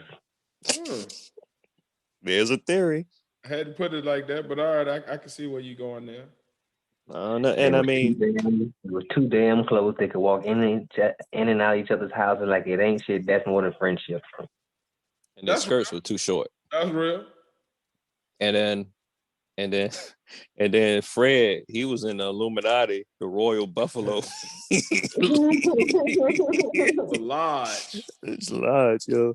They keep saying that Seth MacFarlane is gonna redo the Flintstones. I kind of have mixed feelings about that, because I feel like if anybody was to do it, Seth MacFarlane would probably be the best one to do it, since he has a career of cartoon families. That's pretty much, or whatever. But at the same time, I kind of don't want Fred to be Peter. I just want Peter to be Peter, and that's it. I just want Fred to be angry Archie Bunker Fred that I've been knowing them to have. And what is up with this face thing right here? Like this big circle thing around his face. I know that's like, maybe that's his 5 o'clock shadow over his face, but he got this whole other section, this muzzle on his face where his nose and mouth is, Fred the Flintstones. And as a person that draw, that always creeped me out. But my honorable mentions was like Futurama, South Park, okay, Big Mouth, Beavis and Butthead. Damn, man, that's crazy. Robot Chicken, Ren and Stimpy. I'm gonna also put in Rocko's Modern Life, because they had that episode where they had nudists in the backyard or whatever. Yes, Squidbillies, King of the Hill, and I don't know if y'all were familiar with Drawn Together, but that was yes. Yeah, that was there. And in some cases, regular show with the bird and the raccoon. That's on. I like it to comes add on in. Adventure Time and shit. I like to add in BoJack Horseman. Oh yeah. Yes. BoJack Horseman. Yeah. I like to actually give my top 10. I noticed that a lot of my top 10 is in your honorable mention. So I definitely see where we diverge on taste here. But at number 10, I got Bob's Burgers. Oh yes, that's a good Very underrated and often forgotten show because it's on that Fox lineup that often gets overlooked on Sunday nights. It was a classic. Along with number 9, American Dad. Oh yeah, that show is hilarious, yo. It's like I don't know. It is hilarious to me. For some reason, it's like on that goofy humor. So if you like that goofy shit, like I do, That CeeLo, you know what I mean? That's a different type of goofy shit, and I enjoy it. That CeeLo hot tub episode was hilarious. Yes. At number 8, I got a throwback. A lot of people don't really look at this. I don't know if they look at it as an adult show or not, but The Tick. Cartoon, the big swole superhero that was always fucking up. It had the little dude with him that had the little flight pack. Arthur. Yes. He was a moth. Yeah. Good times. Deflator Mouse was my dude. He ain't never did shit, but he was just hilarious. He was a good character. He was. And that show was one of them sleeper hilarious. Like if you're up late at night one day, just go find that show on whatever it's on now, whatever streaming service, and just catch an episode. It's a good time. When you in that sleepy phase where you just willing to giggle, that shit will have you fucking guffawing and shit. They got a live action version too with a dude dressed up as the Tick. I don't look up. No. Yeah, I just wanted to warn people out there. That's not what we're talking about. Yeah, no. Talking about cartoons here, people. At number 7, we already talked about it. The Critic. One of the first adult cartoons I watched as a kid. Because I would be up late in my room sneaking to watch TV, and it would be pretty much all that's on. Because back then, when the cable went out, you didn't have but 3 channels, so it was like it was on. So I would watch it. Probably didn't get none of the jokes till I became an adult, but it was definitely enjoyable. Number 6. Wait, remember the dude on the Critic, the African guy that always would laugh and stuff? You remind me of the smiling African drummer on the Get Him to the Greek movie. But oh man, number 6, Ren and Stimpy. Just classic gross out humor. They were like, I got into Ren and Stimpy around the same time when, like, if y'all remember, the internet was just popping off and like people were sharing shock value shit and Jerry Springer was bringing it up. Like it was like that time in the 90s where like, how crazy can it get? And it was just crazy, like how graphic that cartoon would get sometimes. So I think that was like the shock value. Like I think that's why I liked it. It was just like powdered toast. Oh, they just got this on Nickelodeon. All right, it's different. What is up with powdered toast, man? I don't know what was up with a lot of that damn show. They had the random bison. Oh yeah, all of that shit was just crazy. They re-released it and made like a more provocative version too. So oh my, I can only imagine how much crazier it got then because it was already kind of out there for boobs out people, and everything. So you knew it was for the good adults. Number 5, y'all put me up on this, and that's Big Mouth. I just got on that this year, but that is a very good and well-written cartoon. Like I know people. I know the critics probably don't agree, and there's probably people out there like, oh, this is bullshit. But I actually think it's a very good take and a cool, funny representation of like what people go through during puberty and some of the hilarious shit that men and women deal with during that time. So I like it. Big Mouth. Yo. Yeah, you did. You put me on. First time I heard about Big Mouth, I was at work when we was in the office pre-COVID, right? And I was on the phone with somebody and they said something out with, I don't know, something crazy about sex up there. And I was like, holy shit. And my customer heard it up there. It's like, what are y'all watching? I was like, oh, what the heck is this? I had to mute it right quick. I was like, what is this show? Oh, And I was like, oh man, let me Nigga watch about to this get show. fired over the shit. You know it I ain't belongs even the one to to turn to it. But yeah, Big Mouth, good show. If you haven't got on it, get on it now. It's on Netflix. This next one, man, it's a throwback, but it's often, I don't know if people always think of it as an adult show, but I thought it was, because if you are a kid, a lot of the jokes gonna go like right past you and you're not gonna catch them. And it's the PJs. Oh yeah, yeah.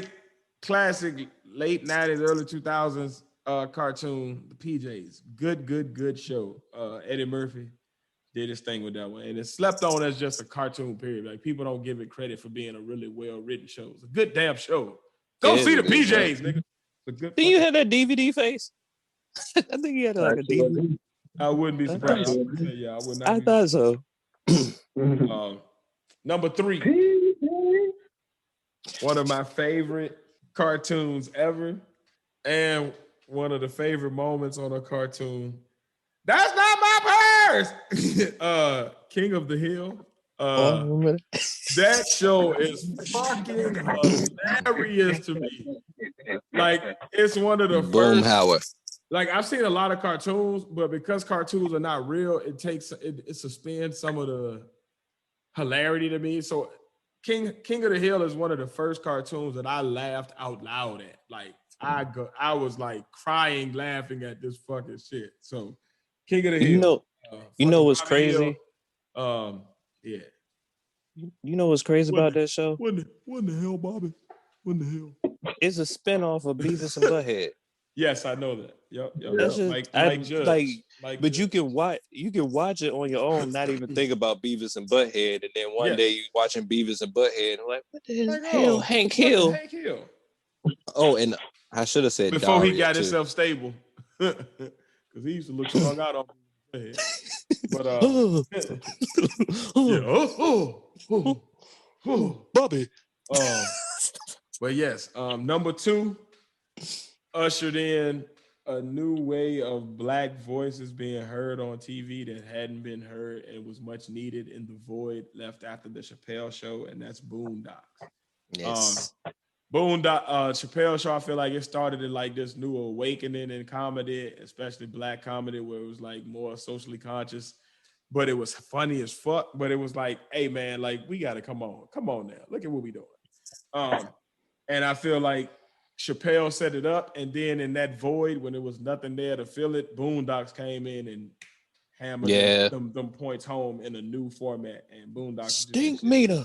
Yes, it's revolutionary, and the quotables and moments from that show, even though it's been years since they've been on air, it resonates to this day. Where like anybody you know, if you've seen the show, you have a quotable that you love from that show, and it's so many of them.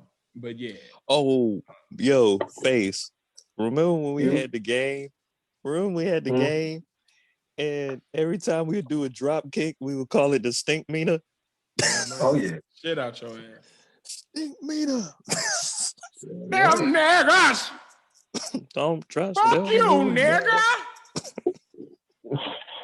Then he had the episode with we had the gang from Sanford and Son and JJ Dynamite. Yeah. They went in on that. Nigga, Aunt Esther was that bitch. Again, Bushido. I mean, I don't mean Brown. to call her a bitch, is what I mean. But she probably would have called herself that. But she was a beast. Bushido Brown was a beast. Rest in peace. But yeah, and then number 1 for me is probably the first socially aware cartoon that I ever watched, and it's kind of like one of the cartoons that made me go down a lot of the rabbit holes that have awoken me to a lot of the like information that I'm into now, or shit that I'm into now, and it's South Park.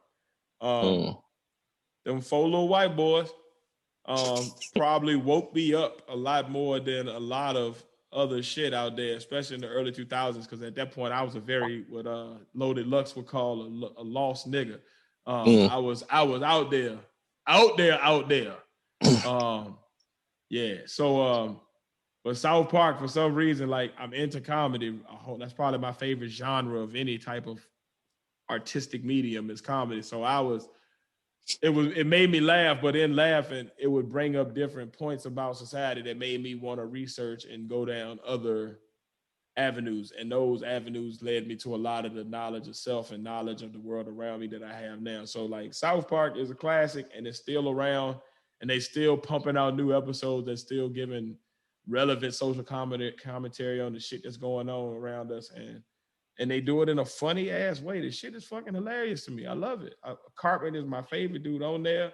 Because then the asshole, he's the one that points out the most fucked up shit about the world and how dumb shit is. But yeah, I love it, man. South Park. So that's my Rest in 10, peace. But yeah, man.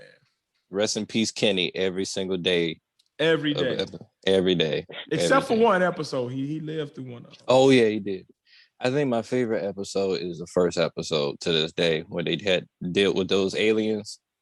And the cows, like that was just because that it made me laugh so hard that it just like, you know what? I'm gonna keep watching. They need to bring back Chef, man. I miss Chef. He was a good character on that show. Oh yeah, you Chef. Can find somebody that does Isaac Hayes impersonations that can do that voice. Oh yeah, rest in peace, Isaac Hayes. Yeah. All right, did I mention Daria also?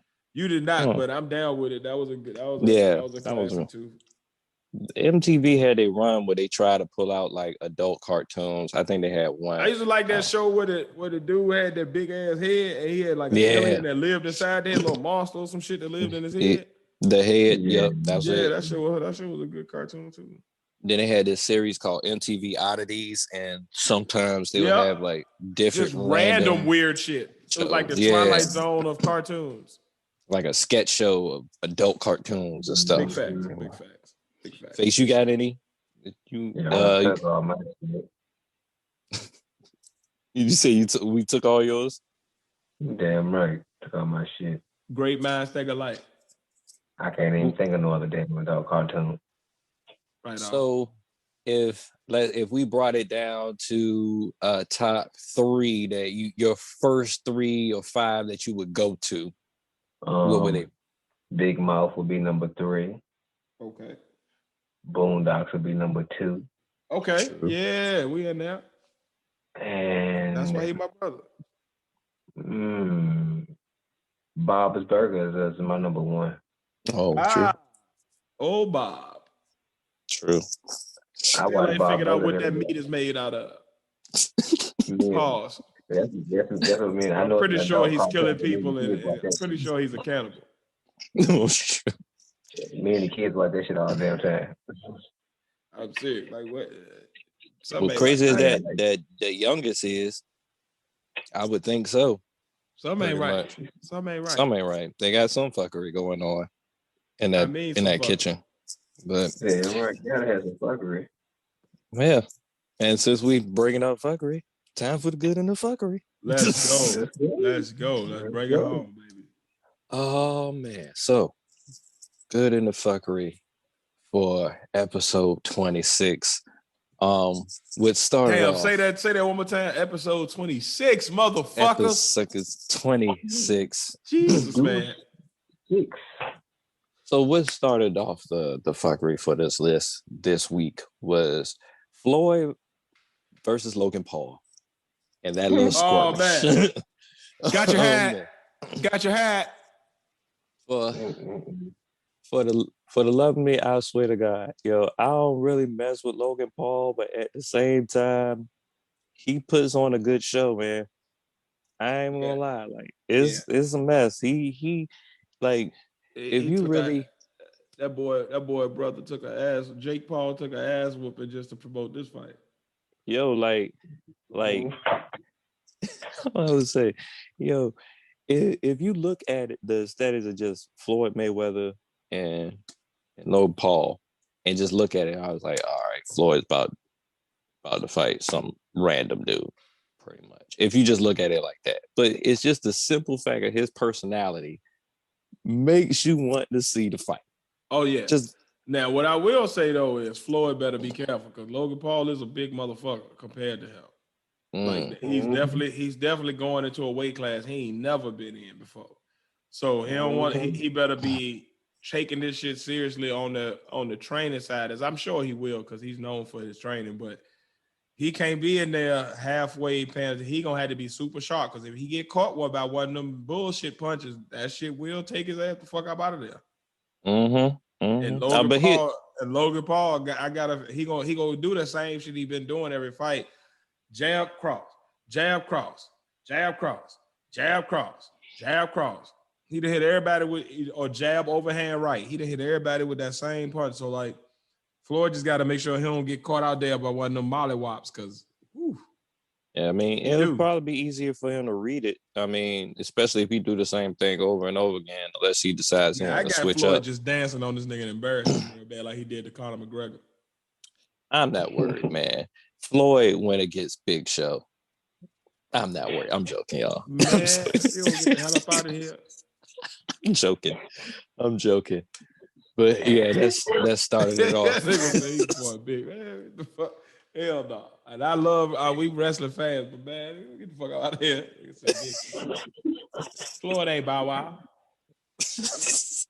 I'm still trying to get an update from that, man. Because WrestleMania. Yeah, whatever happened with that? What he supposed to do? I ain't heard nothing from him yet, man. We seen Shaq go through a table, but I ain't seen him go through no tables. And they usually like after WrestleMania, that's like the start of the new season for wrestling. Yeah, the new cycle. He better get in where he fit in before he get lost on the storyline and they have his ass being the 24/7 champion and get beat up in parking lots. Like R-Truth. Yeah, for real. Why you bullshit? Like Bad Bunny must have took his spot. He's the butt of enough jokes. He don't need to be no more. He need to make sure he get in on a good storyline where he can be amplified some kind of way. He be like Krillin. They treat him like the new Hornswoggle. Ain't gonna happen. Oh man. Or Dink. Come on, Shad. Come on. That nigga come out, Shad the Giant. Negro, please. With the Napoleon complex. He gonna come over with the outfit that Andre the Giant had on. And make him fight Brock Lesnar his first fight, please. Oh, the Braun Strowman. And tell Brock Lesnar to do that shit strong style. Man, Roman Reigns spears him. If Edge spears him. If Goldberg spears him. Man, if anybody spears him. I was gonna say, nigga, if Eric Bischoff spears him, that shit is a wrap. The fuck? What are we talking about here? If Vince McMahon spears him, we are not talking about a man-sized man. We are talking about a very petite young man. God bless him, but he is in the field of giants as a small person. And he's also gonna also audition to be Krillin in the live action. I'm joking, y'all. I'm playing. All right. But yeah, said Krillin. Hell no. But speaking of which, Akira Toriyama said there's going to be a new Dragon Ball Z movie, 2022. Yeah, 2022. Like I gotta watch how. Yeah, like cartoon movie. Like an animated movie. Like the last one. The last one was Dragon Ball Super Broly or whatever. They redid Broly so it can fit in the new into the canon. The canon, pretty much, and it was great. Matter of fact, I actually had to play it on the TV, but they've been going in the whole time. Like, Let's get it. So they said it's going to have a new aesthetic to it. So, all right, then don't go fucking up a good thing. No, I mean I think they're going to just experiment with more known artists as far as like that's been doing anime movies, pretty much. Okay. So. Yeah, the people they're going to get is going to be professionals. Just like with the Broly movie. The Broly movie looked different from the style of Dragon Ball Super. It's just the look that I'm talking about or whatever, or how they animated the faces and everything, pretty much. Okay. So with that movie dropping, we also had the trailer come out for Venom 2, Let There Be Carnage. I can't even say his name. I'm with Carnage. I want to see some Carnage. I want to see how they do that on the live, on the big screen. Yeah. And I think Woody Harrelson. I think Woody Harrelson is Cletus Cassidy.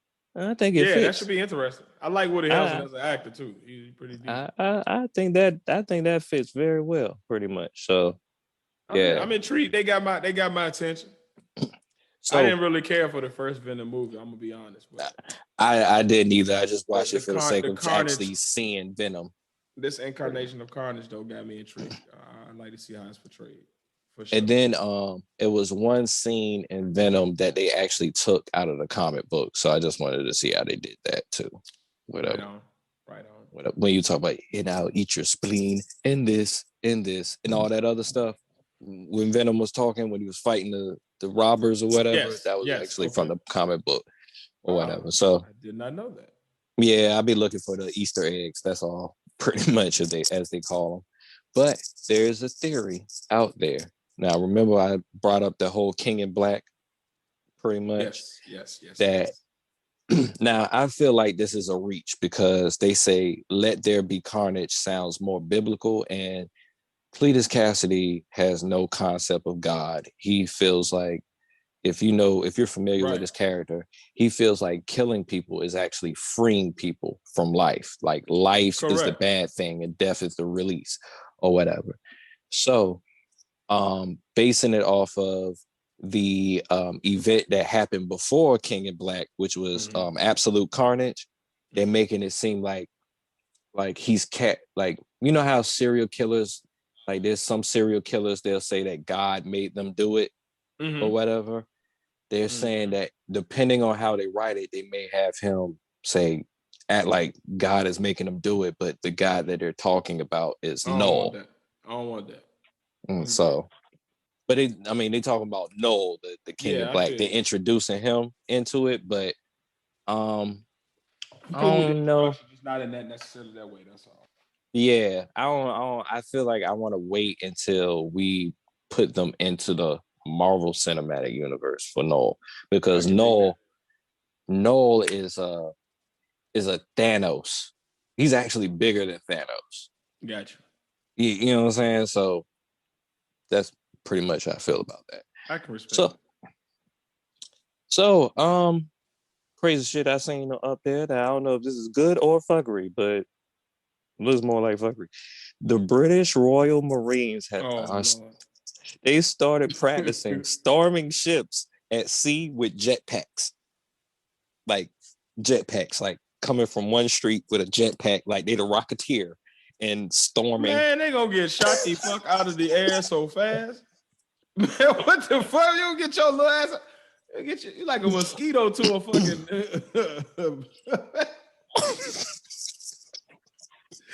Hey, yo, I don't mean no harm, man, but the human race, we be having too much technology at our disposal, man. Like, these niggas just want to ride jetpacks. See what happens. Like, get your little ass out of here. I want a jetpack. I can't wait to become They ain't even got to commercial. take out the 50 calibers for that, man. They gonna have people on the deck of the ship just shooting your ass out of the sky, blowing you the fuck up. It's gonna be like a video game. And they're gonna be throwing harpoons. Y'all ever play Angry Birds and they got the little pig that fly off the top sometimes and try to parachute down? That's gonna be how them niggas look out there. Be like Duck Hunt. Like hell no. Instead it'll be a shark instead of that dog. Little shark pop up. Lunch. Eating you. Nigga, shit. But I thought that was we be doing too much as humans, man.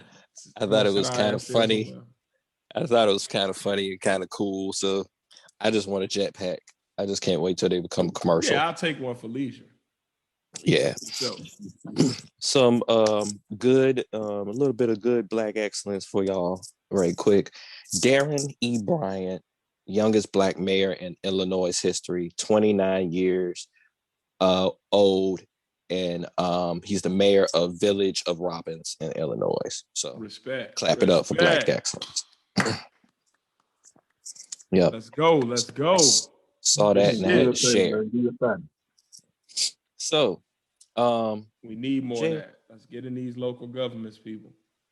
So next thing's coming up. J. Cole's coming out with a new album on May 14th. Finally. The off season. And he's also one of two imports signing by the Rwanda's Patriots BBC. So is this like an exhibition or is this for real? Like I think this is for real. He's joining He's joining with like another NC State star, Brandon Costner.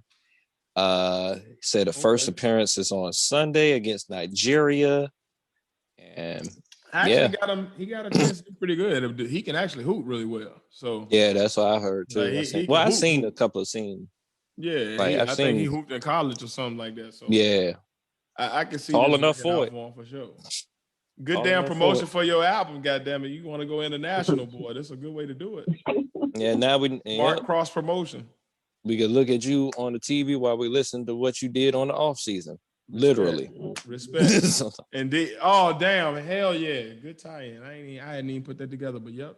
Hell yeah, I think he's learning these entendres from Hove and then elevating them to a whole nother level here. I mean, that's pretty much. All right. I like it. Some fuckery. Serena Williams, what are you doing with your face? What? What are you doing with your face? Queen Serena, what did you do, love? What did they do to you to make you feel that this was necessary? None of them.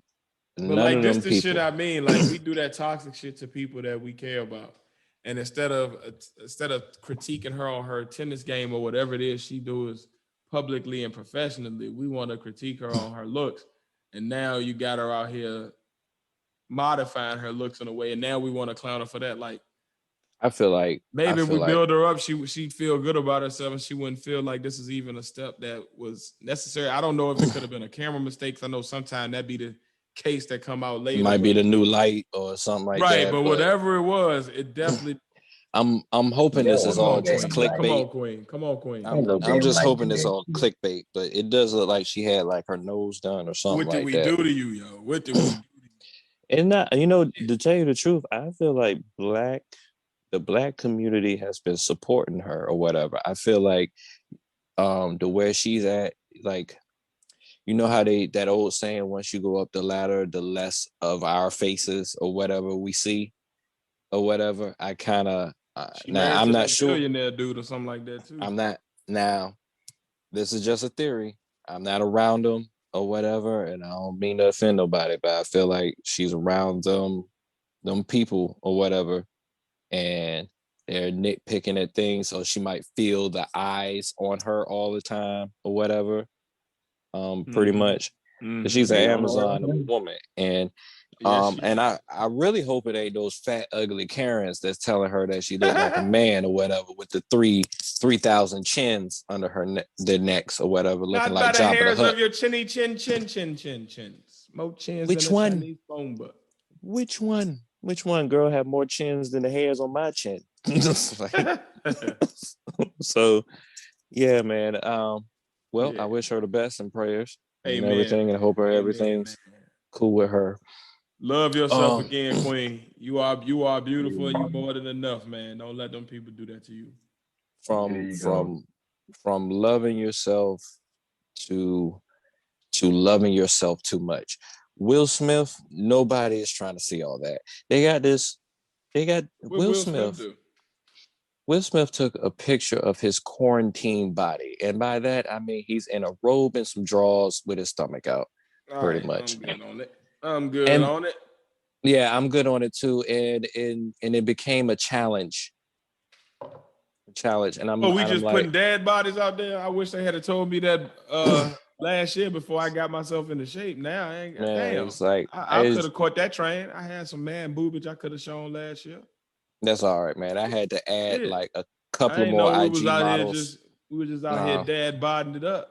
I ain't down for that challenge because I had to add a couple of more IG models to deflect all the random celebrities that want to do the Will Smith challenge or whatever. Oh, man. So we're going to add a couple more twerkers to just get this out of my algorithm.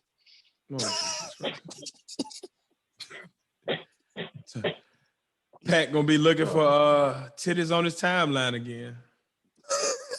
It ain't that hard to find. Not hard to find.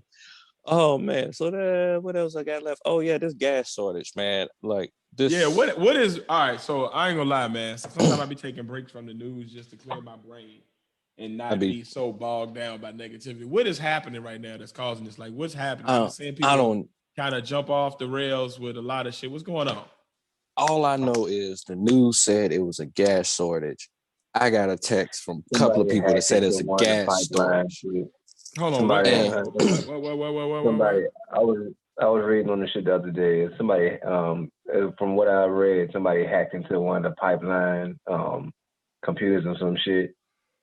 So it's gonna take a few days to get everything back online. Then I read another article says a shortage on drivers, so ain't nobody delivering gas in a certain amount of time. So it's a shortage on drivers. So it could be a combination of both, or it could just be bad media. You never know.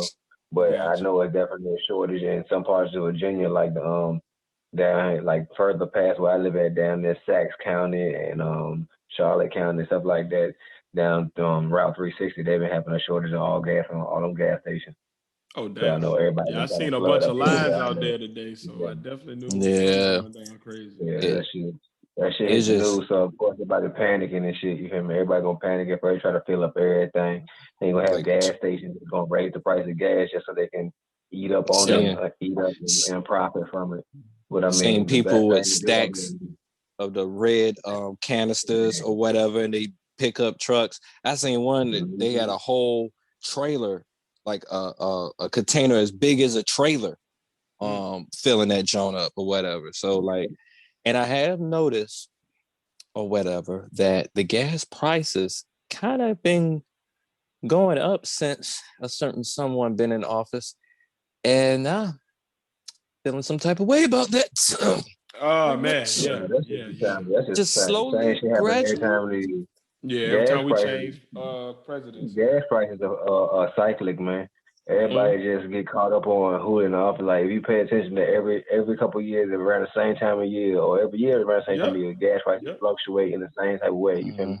It's just under certain economic structures or economic strains that it fluctuates in the same manner, but it hits an extreme when it hits the height. So back a couple of years ago when it fluctuated up to like $4 or $5 in certain areas where it's normally fluctuated up to like $2 or $3. And that was during the same time when the economy was at a real low. So they was charging more for gas. But it's the same type of fluctuation because it's all cyclic. You know, so. That's real. Here's a theory for you. Now, I'm just throwing this out there just to feel some type of way, because I feel like sometimes the 1% may have this little bit of a power. But all right, it just seems so random that all of a sudden we have a gas shortage. Just and then instantly it just clicked like that. So do you think this is like some kind of move just to push gas prices or something like that at all? Not really, because they can't sustain it. If you saw how people acted during the recession when gas prices was like $5, $6 everywhere, like people was losing their fucking mind and they had to get them shits back down. Because people will deal with a certain amount of shit as long as it doesn't affect them in their home. But some like gas prices affect so many people's homes in so many different ways that people won't stand for that. So I don't see it being that. I think it's more what Faye said. It probably is just some cyclical shit. But if something happened to the shit and it is like a temporary thing, then that make a lot of sense too. So I think I don't think it's no conspiracy on this one. I think it's just some bullshit that's going on with the economy or with the gas industry specifically, and they fixing it. I hope, but I hope so too. Country, I will always leave that disclaimer there. You never know with America. I can never put nothing past America. So yeah, it's just I don't know. I feel like you know how they be doing with the stocks and stuff like that or whatever, just throwing shit out of balance so they can get the money out of people. And then that's possible. It could be like a short sale type thing where they're trying to get people to go crazy real quick so they can get a quick profit. And then make money off of the rebound when it goes back down as well somehow. But I wouldn't put it past it. But I don't know that to be true. I don't have no evidence that points me in that direction in this case. But I also am very new to what's going on because I just saw the lines out there today. It was like, oh shit, some popping. See, that's what just led me to that, because it just seems like it was. This is how we're going to start our morning. Gas shortage. Like somebody pressed the button and said, hey, we're going to do this or whatever. But yeah, just had an idea, throwing it out. I don't got any real evidence behind it. or whatever, but it's just seeing how basically how capitalism has been used before in general. I just feel like it wouldn't be nothing for them to like just, hey, let's press the button right quick, see if we can get cash out. After he won his first and only championship, anything is possible. So yeah, anything is possible, champ. I definitely believe in that wholeheartedly. But yep, that's been a good fuckery for this week, man. Man. Kind of a calm week, but we had that's a good that can be a good thing. No, it's the less fuckery, the better sometimes. So that's not a bad thing. Good balance. Indeed, man. What ain't no fuckery though is supporting Black businesses, as you know we always do. So, anybody have any particular ones they want to support this week that are new? No, I ain't got nothing new. Right on. Then let's go back through some of them that we've already highlighted. Okay. Definitely holler at Marley's Malls. Marley's Malls. Keep your health right. Yeah. Go ahead. What would you about to say, Face? I ain't mean to cut you. You can definitely go to Facebook and look up Baby Boys Bulls if you're looking for any of your American Bully needs or American Bully kennel needs or breeding needs. Baby Boys Bulls on Facebook. That's Lucas Oliver. Baby Boys Bulls. Right on. Pat, were you about to say something before I? Oh, I was just putting up the Marley's Moss little emblem right here. When I got my moss or whatever. And then I got friend on Facebook. She has the Sistering Soul Care Company. I'm probably butchering that name, but SISTRENSOL care.com or whatever. And they sell like your body lotions and island. There's a guy one called Island Love, just facial stuff and stuff like that. Whatever. Another one I want to throw back to is Eshe Apparel. That's ESHE apparel.co. It's at /esheapparel.store or Eshe Apparel Experiences at gmail.com. You can find them on IG at esheapparel.co. Cool clothing line by a young lady that me and my wife have mentored over the years. She's pretty much like an adopted daughter to us at this point. But support her if you can. Support her if you can. I got another one. Exalt Recordings and the Matriarch Gallery. That's on North Mallory in Hampton. If you go ahead, lace a track, get yourself tattooed. And they also rent out that place for events. If you event coordinator, I know they do like videos and stuff like that too, pretty much. And also Concrete Comics, because the colorist for concretecomics.com, he's also coloring my book. So nice. Jeremy Leslie, whatever, he got a comic book called Absolver. So yeah, Concrete Comics, they're cool with me, man. Jermel Leslie, he got the Absolver comic book and he's doing the coloring for my comic book. So just wanted to shout them out. Nice. Another one I wanted to throw back to, well, not throw back to, but kind of put out there as a new one, is a company called Juiced Up. If you're in the Atlanta area and you are into juices, natural smoothies, etc. Yes, Juiced Up. There you can find them at juicedupbar.com. Black owned, all natural, all organic fruits and vegetables used in their products, and sea moss is in it. I mean, it's just, and they taste amazing. I had one of their smoothies the other day. I had the all berry one, and it is slamming. So please hit them up. juicedupbar.com, juiced up, all natural fruits, veggies. And also, if you're in the Atlanta area and you want to get your hair done, a throwback to one we already highlighted before, but we'll throw them out there again. The Nicole Experience LLC. They do hair extensions, natural hair care service. They got 4.9, damn near 5-star rating on Facebook.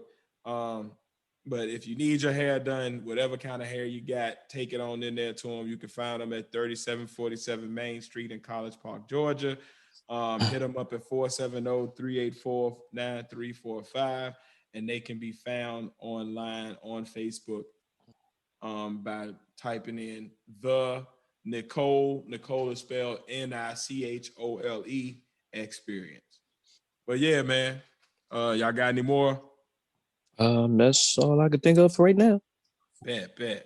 But yeah, man, these are just some Black businesses that you can support if you're looking to put money back into our community. If you got some that you want to highlight or that you know that should be highlighted and they're doing good work, so they providing good services and goods out here in our community, please email them to us at thepodnaspodcast@gmail.com. Direct message them to us on Facebook, Twitter, or Instagram, or just put them in the comments below. And, you know what I mean, we'll check them out. And if they look credible, we will put them on here, man. But we got to support our people. We got to keep our dollar circulating in our community longer than the few minutes that it does, because that's going to be one of the keys to us actually building our people up, man. So support Black businesses, support Black businesses. You don't have to be Black to support Black businesses. So whatever race you are, we are a community that needs economic empowerment. So please spend your money with us. We got a lot of good services that have been overlooked over the years. So check us out. And as always, another Black business that we definitely don't want you to overlook. Face, tell them how they can get down with the merch, man, if they want to support us in that way. Once again, you can always visit us at teespring.com/stores/Podnas-closet-1. Once again, that's teespring.com/stores/Podnas, spelled PODNAS-closet, which is spelled CLOSET-1. Come get your apparel, your phone accessories, your bags, your kids' apparel, your socks, your pants. Mask. Yes. Face masks. You still need those. Vaccine coming out, but everybody ain't getting it. Still got to protect yourself. Face masks. Indeed, man. Rep the Pod Squad while you're drinking your coffee or just looking fly out in the streets, man. Get our merch, man. If you want to support another way financially, always feel free to Cash App us if you want to. And that's at $Podnatiz1. That's PODNATIZ1. Or you can always support by going to buymeacoffee.com, where you can donate as little as $1 to our cause and to our growing channel. Also, you can become a member on buymeacoffee.com or Patreon for as little as $5, where you get exclusive content, content that nobody else gets to see, unedited episodes of every one of our podcasts. You get access to our Discord. You get access directly to us, where you can give us your feedback and tell us what you want to see. You get moderator access for our YouTube chat.